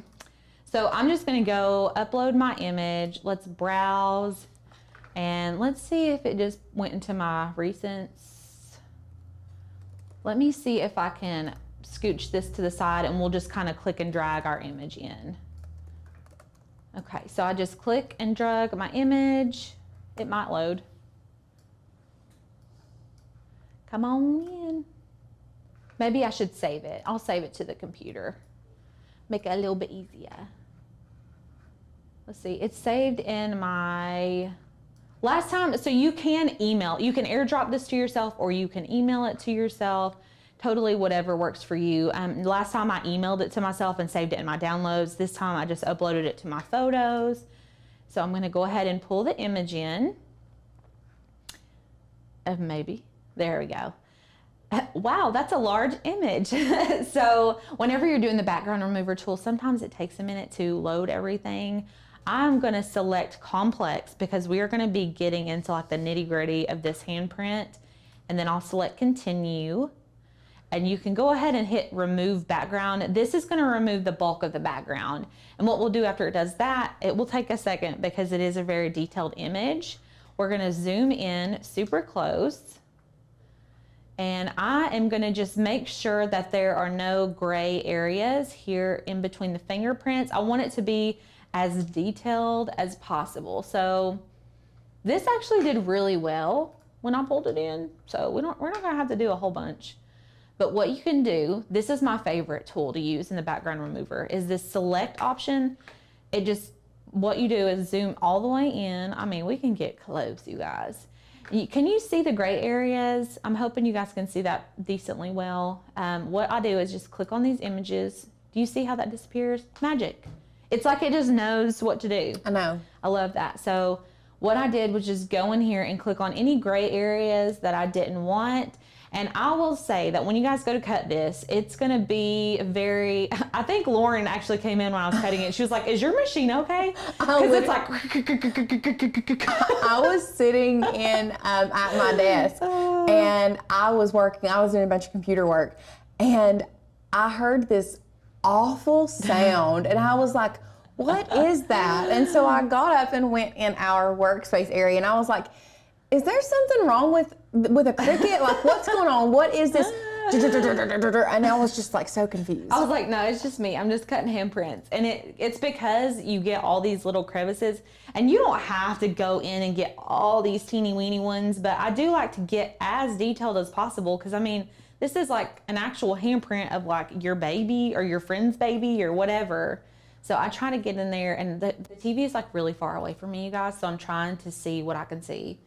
But I feel like that's pretty good. And it'll just depend on how you get the print on there and how much detail that shows. You may take like 10 minutes to do that. I think the first time I did it, it took me a lot longer to actually go in and delete out some of that gray area. And another thing you can do, if you want, well, I zoomed in way too close. If you want to take just the erase tool, you can change the eraser size right here, and you can just erase like that. Obviously we don't want to do that, so you can go back. If you like erase too hard, if you want to make this teeny weeny, you can go in just like this and kind of erase that way. I don't want to do that right now, but if you needed to do some like fine detail work, you could do that way. And then that's it. So we are not doing a print and cut image. We're gonna be using the actual just simple cut image. I'm gonna go ahead and upload that. And there's our little handprint. We're gonna add to canvas. Okay, so whenever you pull your image into Design Space, it is literally gigantic. It's 14 by 13 right now. I want to first of all lock it. I wanna make sure this is locked. What I'm gonna do is take a measuring tape, and we can go overhead, and I'm gonna measure, because this image right here is the real image of the handprint. I want this to be like true to size on my block. So also, it's a good thing to recognize if you're doing like a bigger kid's handprint, you don't want to use a block that's like too small. So make sure that you're getting a block that's big enough. This is just a 4x4 cube that I've got here, and I think this is like 3x3. But what I'm going to do is measure from the outermost edges of the handprint. So this handprint is about 3 inches wide. So what I'm going to do back in Design Space is change this 14 to 3. And that's going to give us our true to size. It's also going to fit on our 4x4 cube that we have. And then what we'll do underneath it is add our text, and we're just going to go, we've got 3 sides to this design. If you can go overhead, I'll show you guys. We've got the side with the handprint. I'm just going to put the birthplace, and then we've got the name. That's my baby. And then I just did an initial on top. So now that we've got the handprint side, let's go ahead and we'll just start with this one. I use the High Hopes font for this. We're just going to put Knoxville, Tennessee. Shout out to Knoxville. And then in our fonts, you can go to System Fonts, and that's all of your downloaded fonts. They're just right there for you to use, which I really like. So all your MGL fonts are going to be right here. Are you serious? Yeah, girl. How did I not know this? Yeah. I guess you're the font queen and I'm not, but I literally, like, I learned something today. I did not know I could go to System Fonts. I just always type in the fonts. I know. So I did that forever too, and I was like, listen, Linda, because, you know, you download all the fonts you want to use. I don't want to go through all of this other fonts. I want just the fonts I downloaded, and it won't just be MGL fonts. It'll be like, if you download any fonts. Right. It's any ones that you've downloaded onto your computer. Also, sign language fonts, love that. I think we have high hopes, and if not, I can show you guys where to get it from. There she is, Knoxville, Tennessee. And then what I'm gonna do is make a square. I'm gonna make this 4x4, and let me double check my measurements on my cube. This should be, it's like 3 3/4 almost. I'm not good with measurements, you guys. I'm an eyeballer, if you didn't know that already. I'm an exact measure. Yeah, Lauren is an exact measure. That's how we're different, but that's okay. That's okay. Okay, so I'm gonna make this square in Design Space 4x4, and I'm just gonna change it to a tan color. So this is like the base of our of our cube. Sorry, I couldn't spit it out. And I'm gonna bring this to front. I'm gonna bring my handprint to front. So just like that, and then I'm gonna bring this to the front, and I'm just gonna shrink it down until it fits within my square. So just like that, you can highlight it all. I'm gonna align them. I'm gonna center them horizontally, and there's one side. Easy as that. And that's honestly like probably the hardest part, was like cleaning up that handprint and all that. Yes. So you can do whatever you want for the other sides. I have seen people do like the weight, the length, like all of the stats, like the birth stats, which I think would be really super cute. But if you just want to like keep it simple, what you'll do is go ahead and plug in 2 more 4x4 squares, and I'm going to do an initial on one. So I'm going to go ahead and make my square brown, and I'm using the same High Hopes font for this one. And all I'm going to do is just make this really big. And you could just do the letter, but I really like doing the dark. If we can go overhead, I like to do this dark so it looks like it's inset. You guys know, like on the classic kids blocks, they look like that. Yeah, like they have the, like if it was like a blue or a yellow or a green block, it has that around it. Yeah. And then the letter is colored as well. Yes, and I love that look. So what I did for that is I go in here, grab a shape. I'm just gonna get a rounded square. And I'm gonna put this right in here. I'm just gonna leave a border. It doesn't have to be exact. I'm just gonna leave a border around it. And then you can go ahead and just center that. And then you can go and pull your R in. Let me bring that to the front so y'all can see it. And I'm gonna also change the color so you can know what's going on. So it would be like that. Easy, right? And then we'll do our third one. This one has the name on it.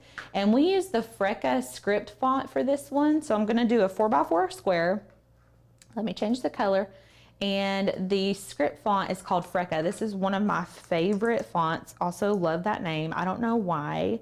I don't know where that name came from, but I really like the name of that font. Cricut. It sounds very sassy. Okay, so we don't have that one, which is fine. Let's go into the Maker's Gonna Learn website. So if you're new here and you haven't been on our website, this is the Maker's Gonna Learn font page. So we've got tons of different categories. We have some new fonts, some sketchy new fonts, which is awesome.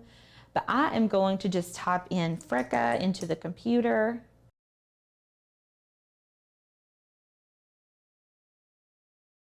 I love that.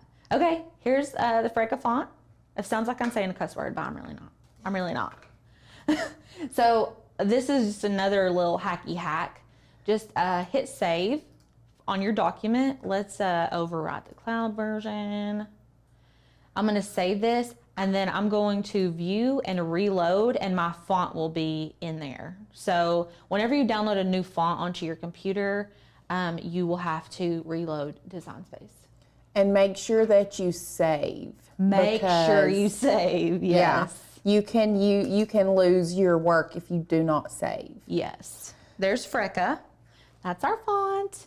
And then I'm just gonna duplicate this and do Ruby Claire Griffith. And I want y'all to know, this is just a little design tippy tip from me. I love how it's a tippy tip and a hacky hack. I don't mean to call it that, I swear. Okay, so whenever you could just technically hit enter, but I like to have more control than that. And honestly, look at the gap between Ruby and Claire, and then look at the gap between Claire and Griffith. That bothers me. Okay, but wait, I might be teaching you something here. Okay. But were you gonna do them all separate? Yeah. Okay, go to the top. You want me to use line space? Nope. I want you to go to advanced. Okay. Ungroup to lines. Stop it. You taught me something and I taught you something. Dude, that is revolutionary. I didn't know that. Y'all, I've been duplicating my lines. I've been duplicating my lines since I've been working here. I did not know that. Yeah. That's awesome. Okay, so let's go back if you guys missed it. So I don't like the space in between these, and Lauren told me go up to advanced, ungroup to lines, and then you can scoot All these. of them are separate. My mind is blown. So you can ungroup to letters, and all of your letters are going to be separate, and you can turn your letters that way, or you can ungroup to lines, and all of your lines are going to be separate. I love that. Also, I want to address, Jessa asked a question. We don't actually, I don't want to get all super off topic, but I do want to let you know that we see your question. Mm-hmm.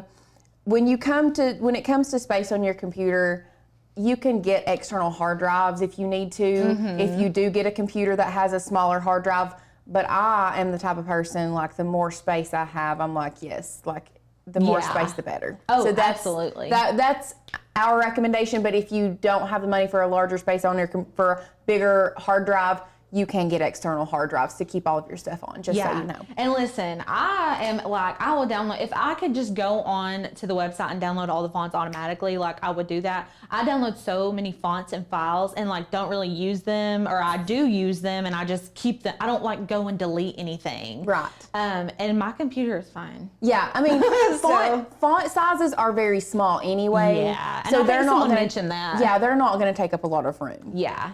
So. But Webby one day, you can never have too much hard drive space. That's the truth. Uh-huh. So once you have designed everything, what you're going to do before you cut it is click and drag. I'm going to attach everything. So it's going to turn it all the same color, which is fine because we're not printing vinyl. We are just printing on stencil vinyl. We are printing on stencil vinyl. And I keep saying printing. Cutting. We're cutting stencil vinyl. We are not printing today. We're going to be cutting on stencil vinyl, so it doesn't matter. And then after you do that, you're just going to go to make it. And then there is your stuff. And you will just hit continue, select your Cricut device, and then it's going to pop up and ask you to select the material, and we would click stencil vinyl. That is an option. See if that will refresh so you have the option up the top. Oh, It's not connecting for some reason. continue. It gave me the option, and then I selected maker, USB. Here we go. We want this one, right? Yeah, the one Okay. that's connected. Uh-huh. And then it should pull up our base material. There she is. And then you can just browse your materials. What did we do? Stencil, vinyl. Listen, I'm a hardcore stencil vinyl user. If you are painting or wood burning or anything like that, stencil vinyl. And I'll also say this is the 143 vinyls. I don't know. So they have two different paint masks. This is the mint green one from 143 vinyl. Tried and true. This is the best one. And I've used the Oracal blue for years. I think it's 851. If you're a sign maker, you'll know. But Yes. this is like the best. And there's a yellow on there that works really good as well, but not for wood. I'll get on a wood tangent. I'm not even going to do that, but I won't do that to y'all today. Before we get started, what you're going to do, so I've got my wood block. This thing is heavy. My first one was not this heavy. So what I'm going to do, this is relatively smooth, so I'm not super worried. Now, like where it was actually cut is a little bit rougher, but I'm going to try to do my prints on these smoother edges. What you can do, and what I recommend, is starting with a lower grit and then working your way up to a higher grit. So actually, this is my lower grit, this is my higher grit.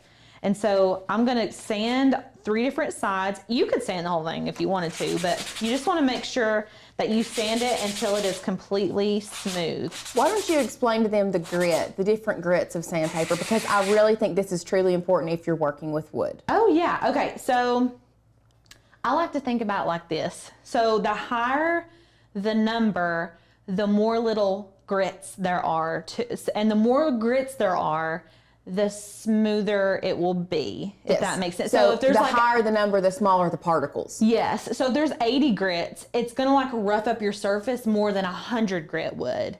So in my brain, it was always backwards, and I was like, wait, that doesn't make any sense. But so like a 400 grit, you're gonna be like smooth. You're gonna be smooth. An 80 grit, you're gonna be like roughing it up. Like if you need to glue something together, you're gonna sand both things with 80 grit, smash them together, because it's gonna have crevices from where you sanded, if that makes sense. So I've got 100, and I wanna say this is probably like a 160, 140, something like that. Yeah. But you can feel, like I can feel and know that this is smoother than this one. So the lower the number, the grit on your sandpaper, just to reiterate, the lower the number, the rougher that it's gonna make your wood. Yes. The higher the number, the smoother, better finish you're gonna have. Yep. And Carol, listen, I feel you. I was right there too. I had to, like my husband probably explained that to me like 15 times, and I was like, I'll get it. Just sand it really well until it's smooth all over. This side is pretty smooth. So I'm just, and you don't want it, if you go to a really low grit, it's gonna make streaks on your wood and like not cute. We don't want that. So make sure you're using the right grit. And those are pretty smooth already. And then just make sure that they are wiped off really well. And what we'll do after that is go ahead and apply our stencils. I'm gonna move this out of the way. Okay, so what we're gonna do is just line up our little square on here. Can you guys see? Can y'all see that? Okay, and then you're just gonna kind of squeegee it on there. And then what we're gonna do is peel off our masking. Maybe, we might get it. And you wanna use like, I don't use a strong grip transfer, but for some reason this is super sticky. Just use like a standard grip transfer tape for this. These letters, like this particular font, is very delicate whenever you mask it. So just be super careful when you're pulling off your masking tape, not to pull up the middles of your letters or anything like that. Can I just say, like, Trisha is coming in clutch with all of these great hacks today, too. Okay, let's hear it. She said, I do a lot of sanding in my shop and I hate the dust everywhere. I lay extremely used transfer tape under my project and helps reduce the dust in the area. That's genius. I mean, dang. You are like blowing my mind today. Listen, I love a problem solver. Yes. I love that. We're all about it. Yeah, that's awesome. Okay, so there's our first side. So cute. So what I'm gonna do is go ahead and apply our burn paste to this. And I've actually worked with this wood burning stuff before, the torch paste, and I stained first and it just doesn't look as good. So I'm going to wood burn first and then stain. So what I'm gonna do is apply my torch paste. So I've got gloves and they have a spatula, which you can actually like apply this on here with, just like this.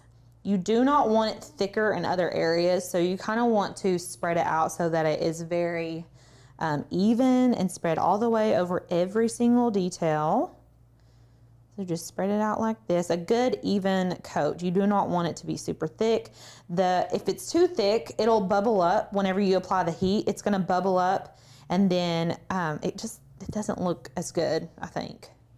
So make it really smooth. If you get too much, take your squeegee and just kind of like, you can like scrape if you get too much, and you can scoop it back into your jar. And I'm gonna go over the letters as well. I'm going all different directions also because I want to make sure I'm really getting in there with the wood paste. So you, correct me if I'm wrong, Alicia. Okay. You can use removable vinyl. However, we like the stencil vinyl because it doesn't bring up the wood grains as much as the removable vinyl. But if all you have is removable vinyl and you don't want to go buy the stencil vinyl, it can be done. Just know that it may bring up small portions of like the wood. Yes, exactly. So yeah, the permanent and removable vinyl, they just stick really well. So it sticks to the wood grain. The stencil vinyl, it doesn't have as high of a tack, but it still gets the job done. So what you'll do is put that all on, and then we're just gonna take this off very delicately. And voila. Oops, that stencil's sticking to my gloves. Okay, and then I'm gonna let it dry for a minute and then I will weed out all those little parts. But while it's doing that, while it's drying, you wanna wait about like 2 minutes in between before you start actually applying heat to it. And I think it actually says specifically on here, apply a thin layer and then let the paste absorb or dry for 2 minutes. Then you take the stencil off. We only took the stencil off already, which is fine because that's how I've done it in the past. But you definitely do want to let it sit because it doesn't burn as well if it's not absorbed into the wood a little bit. Right. Francis says, what about the Cricut brand that came in my bundle? If you're talking about the transfer or the stencil vinyl, then yes, the Cricut brand should work. But Ty also brought up a good point. He said maybe this would be a good use for Dollar Tree vinyl because it's not as sticky. Yeah, definitely. And Lord knows I bought a bunch of that. When I saw that at the Dollar Tree, I was like, give me a buggy. Yep. I was like, give me a buggy. I'm trying it. Oh, I saw a thing on Facebook the other day and it was like,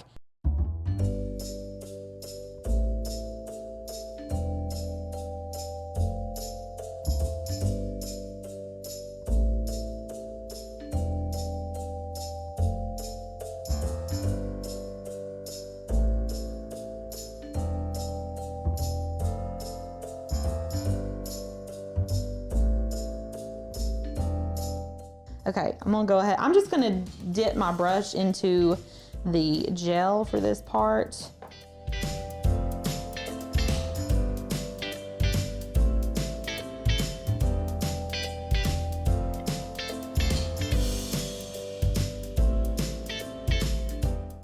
Okay, I'm gonna go ahead and peel this off.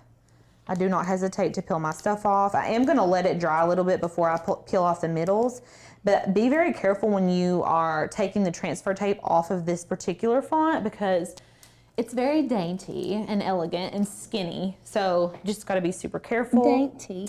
Dainty. So we've got both sides. Can you guys see what's going on here? And then I'm gonna just be super careful. And I'm gonna go ahead and put my R on. I'm gonna take these gloves off. It's hard to play with that sticky transfer with these gloves on. But we're like, we're getting there. We're almost done. Sam, the name of this paste is called Torch Paste, and we did have someone tell us that it was sold out, but there was a comment where she gave us the, and Sadie, if you don't care to go back and find that, and we'll repost that, she found a recipe that you could make your own torch paste. Okay. Do you push buttons for elevators or do you mash them? You mash them. You mash buttons. You don't push them. Oh, I think I say push. Okay, listen, I want to show you guys something that I did. Actually, I think I go in between both now that I think maybe about I it. do too. I can't, I don't know. So I accidentally weeded out the wrong part of the R, so you guys can see right here. So I weeded out the R. If that's the case, my R is going to be wood burned, which I wanted to do the opposite. But we'll just show you guys both ways. Since we already did this one, you guys can see what it's going to look like if you chose to do the other way. So this R will actually be dark, and then we'll do a dark border too. I'll add a dark border, and so then we'll have it both ways. But I didn't want you guys to be like, hey, that's not what she thought she was doing. So make sure if you do want it this way, you need to weed out that inner square. So if you want this look, weed out the inner square. If you want this look, you need to weed out your R and then the outer border. And I'm just gonna pull this off. This one will be easier to actually pull off the transfer tape because it's not so detailed. We will get there eventually. And this side was not sanded nearly as smooth as, this is like the cut edge. This is like the rough edge of the wood. So I'm curious if you guys will be able to tell the difference between like the smooth edge and the rough edge. I guess we'll find out. We are fitting. If it would ever come off, it keeps resticking. Okay. We're getting places, people. Here we go. Here we go. Or maybe it's called scorch pen. Maybe Scorch pen. That's it, Lauren. That's it. There is a quill pen. There is. That's for the full. Is the quill pen for the foiling? I don't remember. There's a couple different ones. Well, I was thinking the quill pen was for paper quilling, but it's not. Okay. Well, I just don't know, and I'm ready to use that scorch pen. I'm really excited. No, you know what? We'll go back there and look at it. Yeah, we'll look at it. Yeah. Okay, so I'm not going to do the outer edge. I'm just going to do the R, and I'm just going to take my paintbrush. You could put a little dollop on there with your spatula if you wanted to. And after you do this so many times, you'll kind of get your own little groove going. But again, we just want to make sure this is a super even, not super thin, but even. And you don't want it to be super thick either. So just make sure you cover all the corners and don't go outside your stencil. Oh yeah. Can you guys see better there? Okay. And we are just going to fill this all the way in. Make sure your stencil's stuck down if it bubbles up.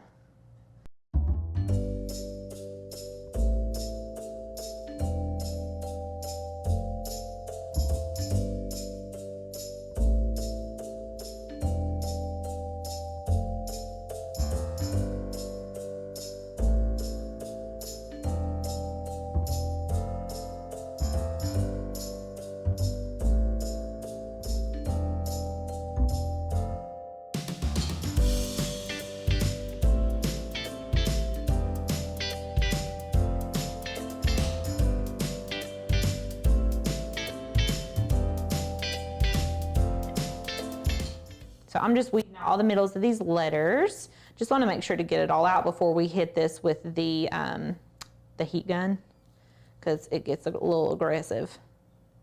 And sometimes whenever we start burning this, it takes a little bit longer to like see the burn start. With wood and the heat gun, you have to be very careful, otherwise you will burn the edges. And I did a little bit in the sample, and we actually may a little bit today too, and that's just the nature of heat and wood. I mean, it's just naturally gonna be happening. But if you let it heat up for a longer amount of time, you don't get so burnt around your edges, if that makes sense. So the lower the heat, but the longer the time. Yeah. Right? Yeah. You don't yeah. get those burnt edges. And even like further away, if you want to do like the highest heat setting, just keep it further away, if that makes sense. So I'm gonna go ahead and move everything out of the way before I start with this heat gun. And that way I don't want to like, you know, it'll burn it up. Okay, I'm gonna go ahead and start applying the heat. Can you guys see this? Is that good? Okay, because I want you guys to see the magic. I want you to see this happen. And this is a very durable tape like surface. Make sure whatever surface you're using is either like flame retardant or, you know, like have something that is not going to be flammable. Make sure everything that would catch fire is not close by. This is not a flamethrower, it's just a heat gun. I'm just I'm just being precautionary for you guys. Carol says move everything that is flammable. Been there, done that. Yeah, okay, you're good with the closed captioning now. Okay, I've got this on the highest setting, and I'm like 6 to 8 inches away. It's gonna take a while, and you're gonna be like, what the heck, it's not working, but it will. You just gotta give it some time, and it'll start turning that brownish black color.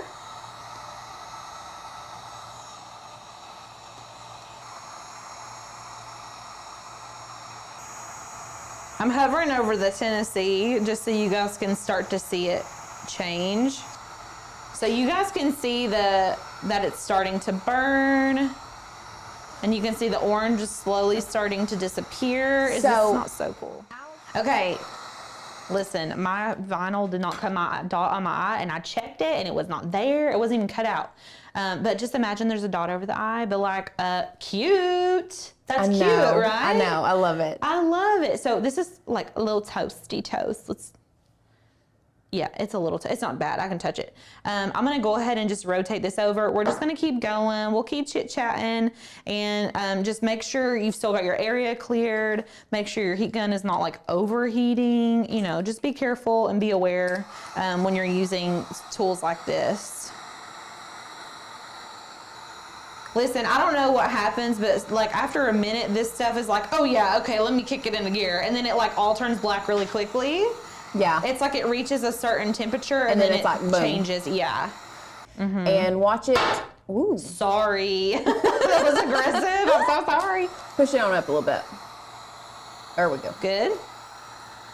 Yeah. I didn't think that I don't remember it taking so long, so sorry if you guys it's like watching paint dry. Just watching me burn the wood. I'm sorry. So this one's burning pretty quick, which I'm really close. Listen, like I told you guys not to get close, and I still stand by that. But if you want to go fast, if you want to do it faster, but whenever you get close like this, you run the risk of burning up your edges on your block. So it definitely gives it more of a rustic look. Okay, yes, so. Okay, so after you guys get everything burned, you're gonna have soot. So what I like to do is take my piece, and I will take just a piece of used transfer tape and literally lay this on top of here and just kind of make sure it's cooled down before you go to do this, which this side is cooler than the top. I'm just gonna kind of press, and then pull it up, and you can see it grabs a ton of that soot. So when we go to stain, it's not like smudging around, and you can even like just push on it to make sure you're getting, if there's any areas that you see like have more, you can kind of go back over them. So that's pretty cool, little hacky hack. Hubby says you are killing it.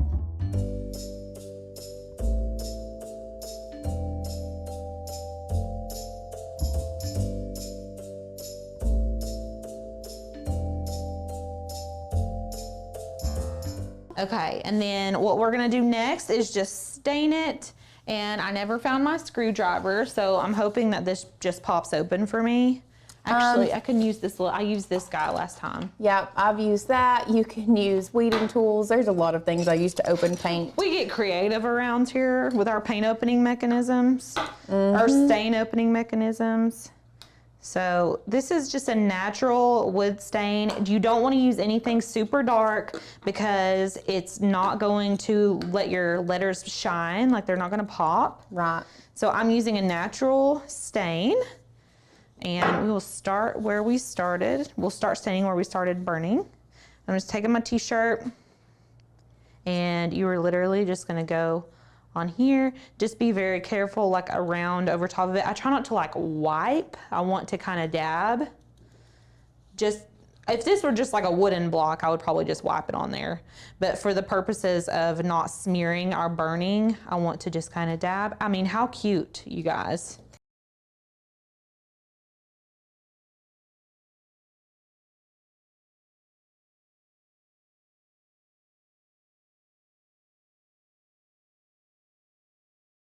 Okay, I'm just gonna stain this back square so the whole thing is stained. But y'all, honestly, this one turned out like better than my sample project. Okay, let's go overhead. Oh, So wow, that is so good. Isn't it cute? You guys, I love it. Here's the sample one, so it's a little bit smaller. But like, I love these. You can go ahead in front so you guys can see it from far away. Ty says we need to mic Sadie. Honestly, Hey, we do should. have, there is a mic back there. She needs to start picking it up. Is it on? It's on. I hear Sadie myself. sounds like a Disney princess. Sadie sounds and looks like a Disney princess. So Yeah. I don't even know if they know what you look like, but she's always behind the scenes. So anyways, it's like way past time. Well, it's 2:40. It's not terrible. It's not that I'm gonna bad. come over and sit with Lauren. Okay. Let me put the cap on this stain so it don't keep stinking it.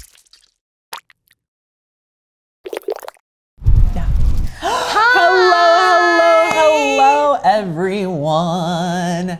This project is hot off the press. We were gonna do something different Ooh. today, and then I don't know how many of you guys are on TikTok, but there is like call it and it's Tic-Tac. TikTok. There's been it's honestly it's been a trend for about a month, Okay. and a half. Yeah.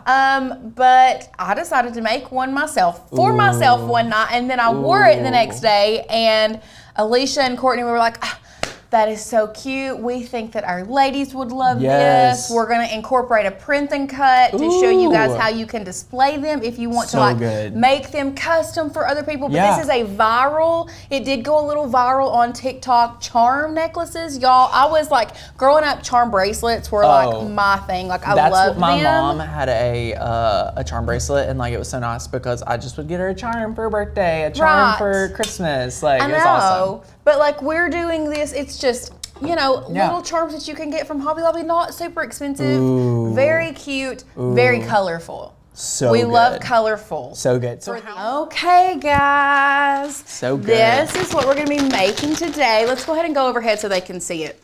Now, I'm just going to go ahead and tell you, I've not taped this, or I didn't like. If I were giving this to somebody, I probably would have taped this to the back. But look how cute. yes. Now this one is my charm necklace. This is the one I made, and I'll go ahead and take it off since you all. But this is this is what we're gonna be making to put it on. Number one, and this is the charm bracelet. Shoot, charm necklace that I made for myself. And y'all, I just love this so much because you really get to pick and choose what you want your charms to be. Like mine kind of I wouldn't say tells a little story, but like kind of tells a little story. Tell Like, us the story. well, I'll tell you part of the story. Like I'm not gonna tell you guys Okay. all of this story, but whatever. I digress. So, for example, on this side, it's got the little A for Asher, and then I have the heart because, of course, my child is my heart. And then I have a little playing card because he is a card shark and we play poker all the time. And then this little green represents his birthstone because he was born in August. And then, honestly, those are just because his favorite color is purple. So I put the purple smiley on this side, and I just wanted to end it out with that cute little flower. And then on the other side, it's, just little things that represent my life. Love and it. you can have it to represent people in your life, things in your life, whatever. But this is such a fun project to make. And then, like we said earlier, making this print and cut with your Cricut truly just takes it over the top, because once you put it on there. Talk about like wrapping this up in a little tissue paper, Oh my giving it as gosh. that gift. Like Valentine's Day, guys, is a look week how away. cute. Like imagine giving this as a gift this Valentine's Day. I love it. So what you're going to need for this is, of course, your base necklace. Now, Hobby Lobby has lots of different chains that you can choose from. This one is just the metal gallery chain. This was $4, not on sale. way. I mean, you know. So good. And what's really cool is if you got a group of people together to do this together, like I had to buy all of these charms. Like these charms I bought for Alicia because I thought a lot of this stuff represented her and her family, and I'll explain everything later. But like these little butterflies, really and truly, I only needed one of them, but you had to buy the whole pack. So that's why I think this is a great project to do if you wanted to do like a Galentine's party. Ooh. You all could just make charm necklaces together. That's so fun. How cute would that be? So you're gonna need your necklace. I've linked one These charms are so affordable. Yeah, Look at like that. even not on sale. Yeah. The little letters are $2.50, but the letters were on sale. This one's 99 cents. This pack was like $3.29. The most expensive pack that I got was this pack, and it was $8.99, but I'm pretty sure it was 40% off. That's awesome. So it's very, very affordable. But what you're gonna do, or the way that I did this, because what do we want to just go ahead and put the charm necklace together before we do the Let's do Cricut it. part? Okay, so how I did this is I like to lay my necklace out, and then what I think is best is kind of start laying out where you want your charms. So I have, and I should have taken all of these off beforehand because this might take me a minute. I have a charm for Trey, for Alicia, a T for Trey. And then, so that'll go somewhere in here. And while I'm doing that, Trey is such a handyman. I thought these were just like the cutest stinking little things. It's like a little hammer, a little saw, a little wrench. we will have the hardest working day here at Maker's Gonna Learn, and I will go home, put my babies to bed, and I will get in bed myself, and I'll look on Instagram, and Alicia, Trey are at Home Depot. Yeah. Like once a week. I'm like, how are you guys doing that? She's like, we got projects. We got projects always got to a do. project. It's so fun. They're such a handy couple. Really and truly. So I saw these and I was like, this is Trey through and through. And they do a lot of woodworking. Yes. I didn't see a gold. They didn't have a golden saw. So we're doing a silver saw because I like mixed metals. Yeah. So that's going to be Trey's little charm beside his name. And there's a supply list. If you'll let them know, there's a Yes. supply list in Asana. It should be there. Perfect. I'll let the team know that we can add it. What I have done with the supply list, I linked the necklace on Amazon. You can, like I said, get the necklace from Hobby Lobby. That's fine too. I also, I'm trying to think. I just literally linked like the charm page. I just searched charm on Hobby Lobby and I just linked the page. I did not link every single one of these charms because honestly, y'all, I didn't know what charms I was going to use today and what charms I'm not. So we're just going with it. So that one's going to be for Trey. Now let's get Ruby Doo's out. Let's get her little R. Love it. Sin says it's been added to the description. So my friends, if you do not see our supply list, all you need to do is refresh your page. And if you're watching the replay, it's down below for you in the description to links to everything you see around here. And then I also got a little G for Georgia because, and I looked so hard for a peach. Oh, that Georgia would be perfect peach. for Georgia. But they didn't have one. They had every other fruit imaginable but a peach. Tell me how, tell me why that didn't. But anyway, So we're gonna add Georgia over here. I think what I wanna do, I wanna put Trey's kind of in the middle and then Ruby's and Georgia's on the side. I love it. Okay, so now I thought that the reason I got these butterflies is because I thought this one little butterfly was the cutest peach color. So that's what I got for Georgia. And I don't know, it just was screaming Alicia to me. Like hardcore screaming Alicia. So that is, I got this one to go on Georgia's side.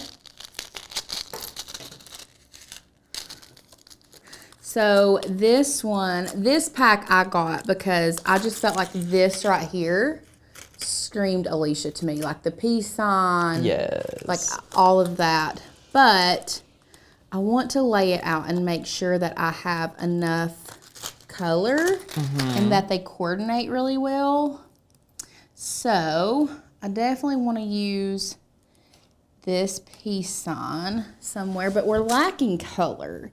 So I'm gonna add in some flowers. Love it. I think I want to do this blue one for sure.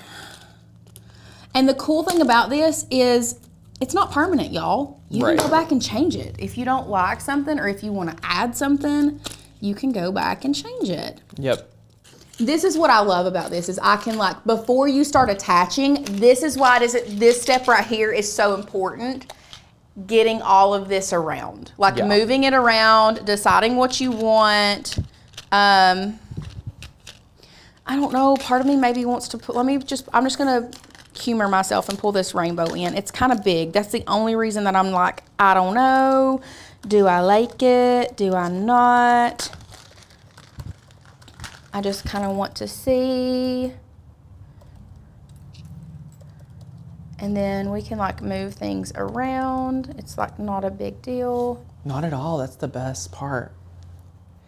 Anyway, so we start in the middle. I have 11 charms and I want this to be my center point. So that link right there is my center charm. So what I'm gonna do now, I'm just going to take this jump ring. Now I did find that using 2 sets of needle nose pliers for this worked a lot better. That way you can hold with one and really pick up, place that in. And I have jewelry pliers. These in my right hand are jewelry pliers. These are actual just like needle nose pliers from our, oh no, see this is the problem. Let's figure it back out. Okay, I'm just gonna hold this up. Okay, so now we're just gonna start adding our charms. Now, actually, I got that one too close. I suggest doing like, you can do as close together as you want. I like being able to see all of the charms personally.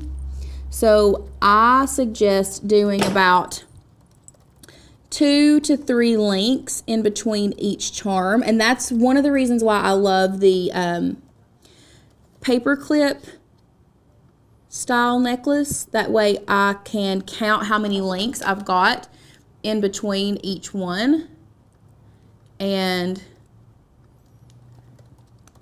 have them all equally spaced. Yes. Because I'm not normally like has to be equal all the time, but for this one for some reason it did in my brain. Now obviously, this is going to be the most time consuming part, guys. Yep. Is just putting all your charms on your necklace. But this is one of those things. Get you an audiobook. If you don't listen to audiobooks, turn on some music. This is a mindless task. That is such a good thing to do of the evening. This is actually what I did one evening. Sorry, I'm having to count. Make sure I'm even. This is what I did one evening. I didn't have any plans.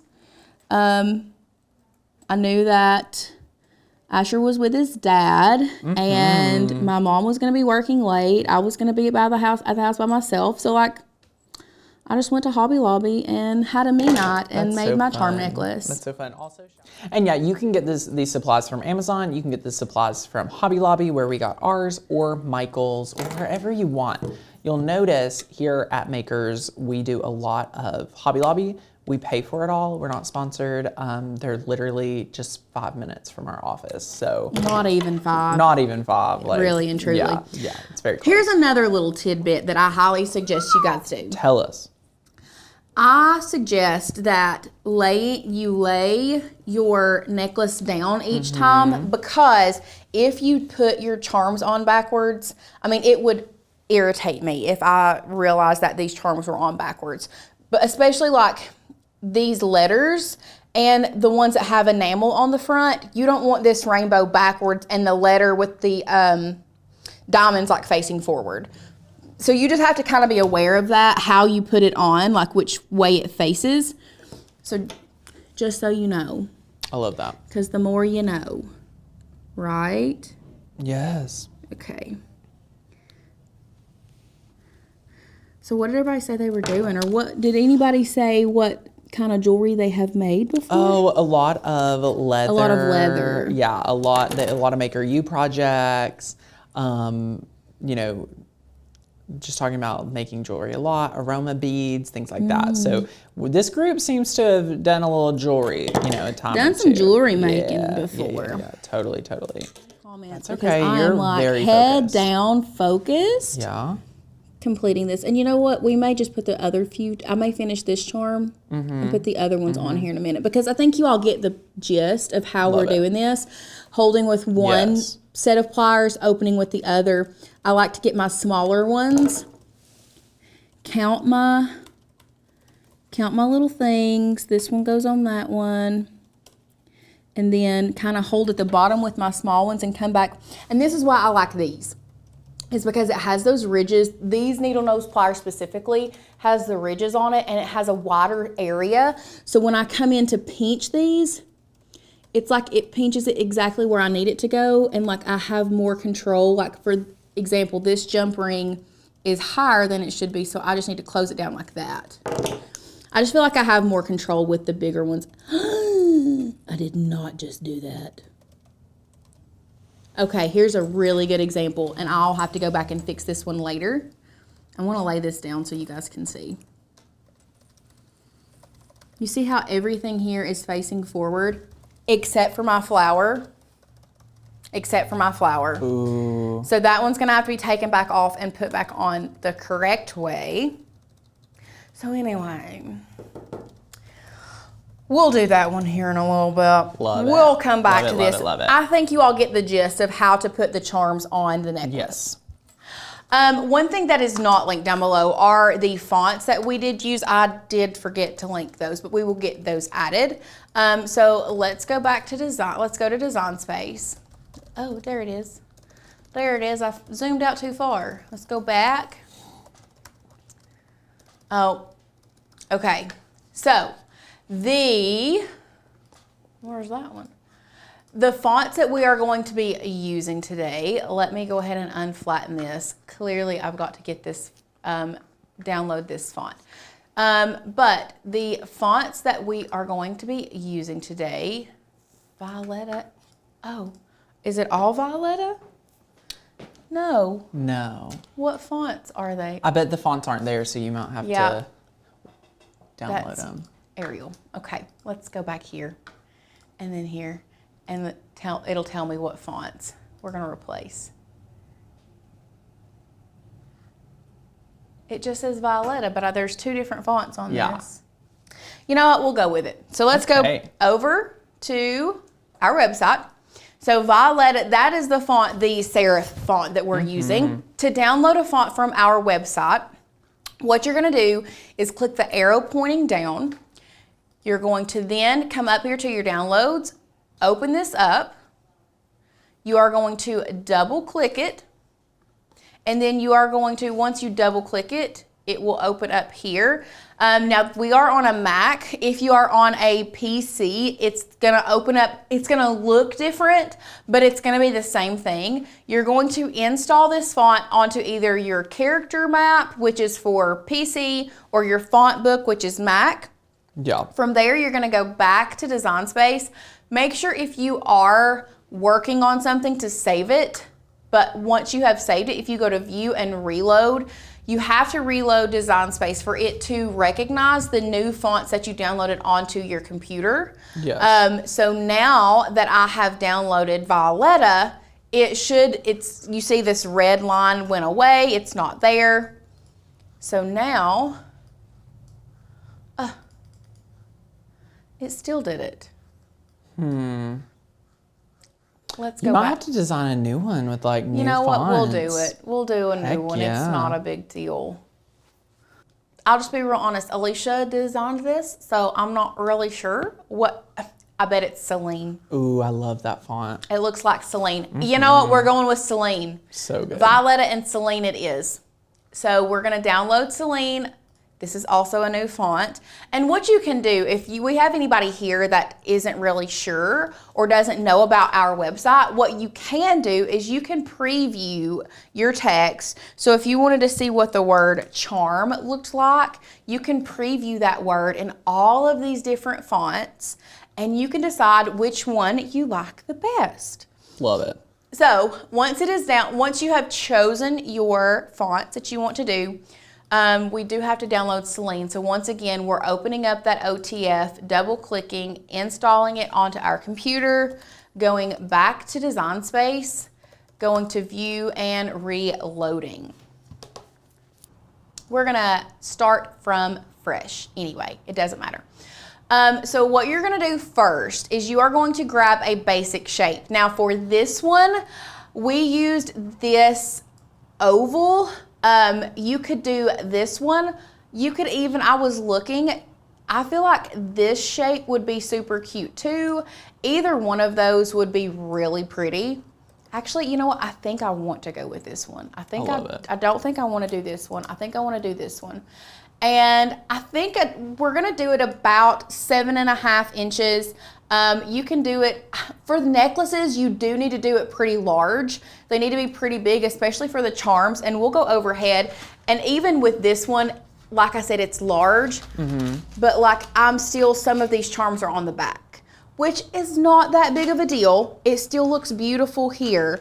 But if you want all of the charms showing, just know that your oval needs to be pretty large. So we'll go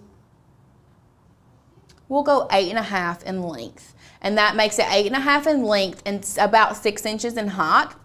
I think will be a nice size. And I'm gonna change this to white because I do want this just to be on white paper. Now, you can print it whatever color you want. If you wanted it to be a pretty color, my suggestion is going down here to advanced and like playing around with like a super light pink would be cute. You can never go wrong with a good tan. Let me show you guys my favorite way of getting a tan. I love coming down to the brown and then just like up here in the corner, like getting a really pretty tan. Sometimes even the orange will give you a nice tan right here. Like add some gray to it. Love it. Can't beat it. So fun. Can't beat it. But anyway, that's how, if you wanted to get a nice color that way, you can. Like I said, we're just gonna go with white. Now we're going to add our text onto our design. So the first thing we want to do, we want it to say "You're so charming" up here. So I'm gonna grab a text box. We are using the font Violetta. So I'm gonna go over here to my system fonts and type in Violetta. I'm just gonna type in Violet. And now we're just going to type in "You're so I love this font. It's like so charming, elegant and Yes. mature. I know, I love it. So I am going to curve this. So the first thing, I think I'm going to size it down just a little bit, bring it here, and then I'm gonna go to my curve and I'm gonna curve this down. It's gonna need to be curved some more. But about like that. And I do think the size needs to come down just a little bit. And just so you know, if you have curved it and you size it down, that curve is still gonna be pretty severe. So you may have to come back up here and uncurve it a little bit. Right. And let's just select both of them, and I'm going to go to align, and I want to center it horizontally. Beautiful. Now, and I'll change all of the colors here in just a minute. So, yes, Kathy, we did make the charm necklace. We started the process. We did that the very first thing. And now we're doing the card that the charm necklace is going to go on. So what is down here at the bottom is just a really cute little sentiment. Our vision for this was sometimes you see those necklaces in like little boutiques, a lot of different places that will have like a definition. So it may be a necklace for a best friend or a necklace for whatever. So that's what we were going for. So the word is a French word from my understanding. Quantrell, I can't say it. I don't know. Anyway, we're going to, what was the other font that we downloaded? Let me go back here and look. Celine. Yes. That's it. I knew it was something with a C. So we're going to grab Celine. And the word that we're using is Quintrelle. Beautiful. Pronounce that. Oh, I have no idea. What does it mean? Okay, so the definition, or the definition that Alicia put is a woman who emphasizes a life of passion expressed through personal style, leisurely pastimes, cultivation of life's pleasures, and charm. Period. Super cute. Let me, you Yeah. know what? I just want to, I'm just going to Google it at this point. You just want to be able to copy and paste it. No, I don't. Oh my gosh, Jan, you're going to love that new Joy Extra. I love looking at mine. A woman who is focused on style and leisurely pastimes.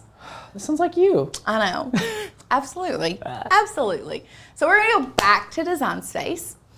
I'm just going to leave this here for right now. We will go back and really hone in our how we're going to put all this together.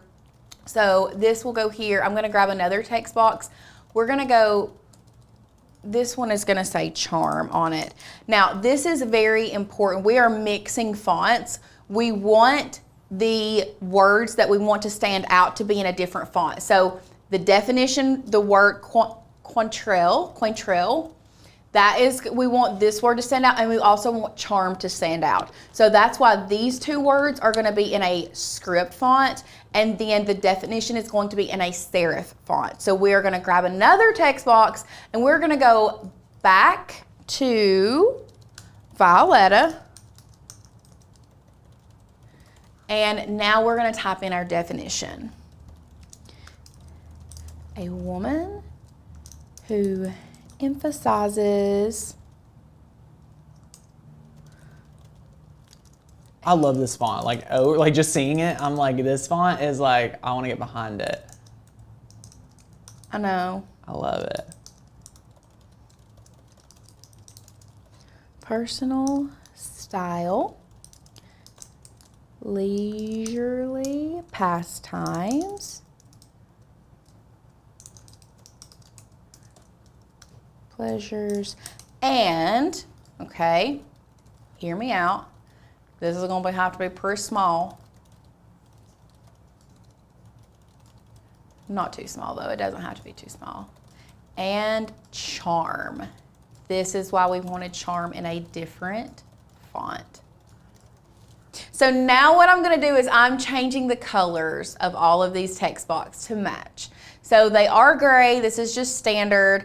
I do really like the tan on it. Mm-hmm.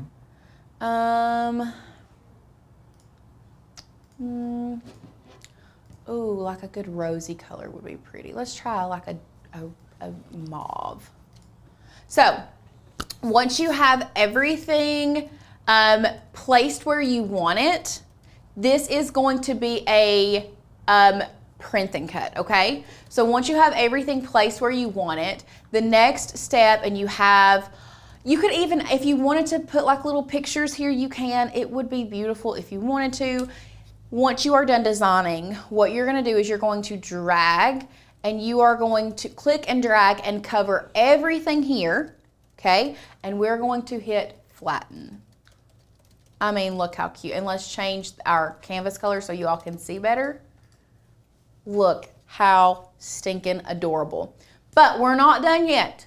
We are not done yet. Because currently we are just cutting out this oval. But we want to have slits here so we can put our necklace in there, okay?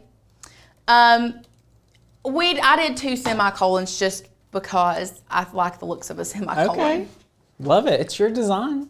You can do whatever. Isn't that fun? You really can do whatever. So good. But what you need to do now is we're going to add in the lines so that our Cricut will cut the lines as well. So you're going to come back up here to shapes. The first one here, it is a score line, but what we're going to do is we are going to size it down. Okay. We are going to rotate it, I think 45 degrees. Oh, negative 45. Oh no. It should have been negative 45. Negative 45 degrees, beautiful. We'll size it down even more because it doesn't need to be like super huge. And then from there, we're going to change it from a score line to a basic cut, okay? Now, this is somewhere where you're gonna definitely want to zoom in. We're gonna choose this line and I'm going to place it. I wanna make sure it is at the edge, if not even like sticking out just a little bit from our design, because you wanna make sure the Cricut is gonna cut around it, but it also needs to cut here. So once you've done that, we are going to duplicate it with it. So I'm gonna select it, we're gonna duplicate it. Now this is the easiest way that I have found, is once you duplicate it, we're gonna go up here to flip, and we're gonna flip it horizontally. We're gonna bring it over here. Now I do want to offer this to anyone. There's also another way, Lauren. You could cut it and then get your scissors. You could get your scissors if you wanted and to. if this is too much for you, I just want to offer that sometimes just because the Cricut can do it, doesn't mean you have to have it do it. But I love giving you both options. But for anyone that's like, okay, what? Like, feel free. I just want to give permission. Scissors. Yes, you have permission to do scissors, okay? So good. Seriously, I didn't mean to move you. Okay, because I'm so zoomed in. So once you have your slits there, okay, what we're gonna do now is, I like working from the layers panel because you all could see, it's like anytime I clicked on it, it would like move it around. I don't want it to move. I want it to stay exactly where it's at. That's why working from your layers panel, y'all, is something that I feel like needs to be utilized more. We do it here, but if you all are not working from your layers panel, you need to start. So how you can do that is select this line, hold down the shift key, select the other line. With the shift key still held down, we're now gonna select our flattened print and cut image. So we have all 3 of these selected, and this just needs to be deleted. So we have our print and cut image, shift key, line, line. You see they're all green, they're all selected. So now what we're going to do is we are going to attach them.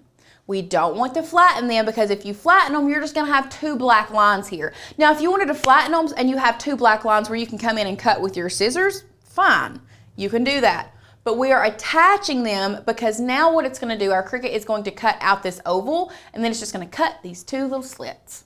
Love it. Beautiful. Now, all we have to do is send it to our printer to print. So we are going to go to Make It. We are using the Explore 3 today. This will fit on an 8.5 by 11 piece of paper. We are using 120-pound cardstock. It does need to be pretty thick, especially for this charm necklace. If you use 60-pound cardstock, that cardstock would look like that because of how heavy the necklace is. So you do need to have a pretty thick cardstock. So super important.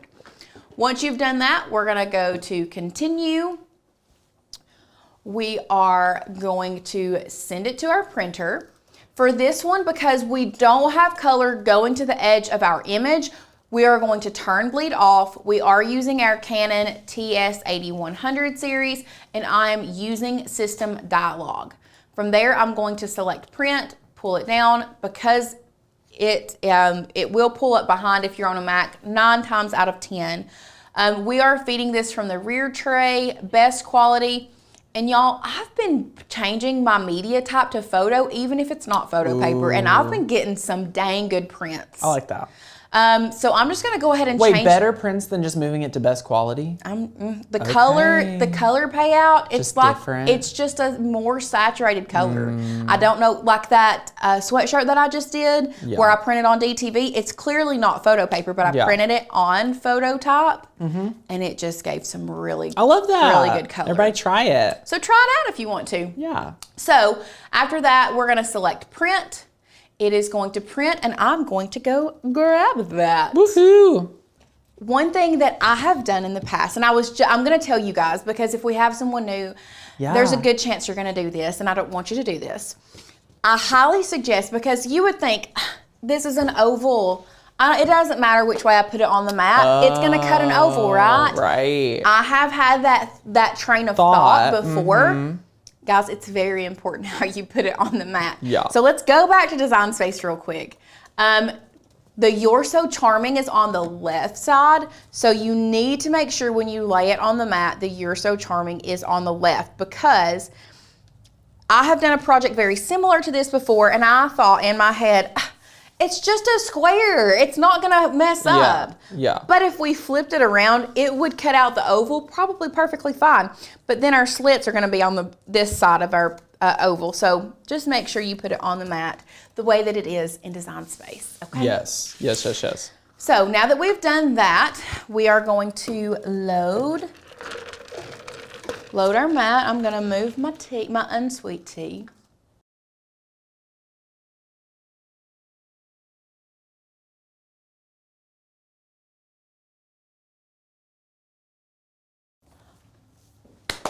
It's doing it to me again.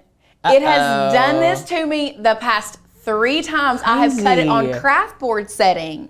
Crazy. It does one pass and then it stops, and then let's go over here. Is it like the last time, yesterday? Is it cut through all the way?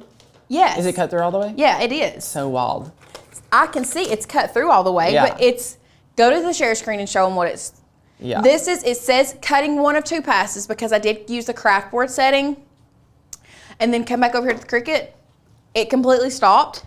Right. It's not letting me unload. It's not, I don't know what's going on with Design Space. So I'm just gonna hit cancel, I guess, because it did cut all the way through. Yes, I wanna cancel the cut, and then it will pop it out. Beautiful. Anyway. Little tech issue, and that's the thing with each Cricut update, you'll notice like there can be some of these little finicky things that come up. They usually fix them and release an update, and then it'll be fine. So it's just part of it. And then once you're done, which I still have like 2 or 3 more charms to put on this one, but look how cute. Beautiful. And look how, that size is perfect. is perfect. Yeah. That is incredible. Incredible, incredible, incredible. Someone said it happened to them too last night. Yeah, it happens sometimes. Look at it. I love so it. Good. So Lauren will add the rest of her charms, and then she'll be ready to give Alicia a welcome back to work gift. Welcome back to work. Ooh, it's so good. I love it. What do you guys think? Let us know. Let us know down below if you are try your hand at making some charm necklaces.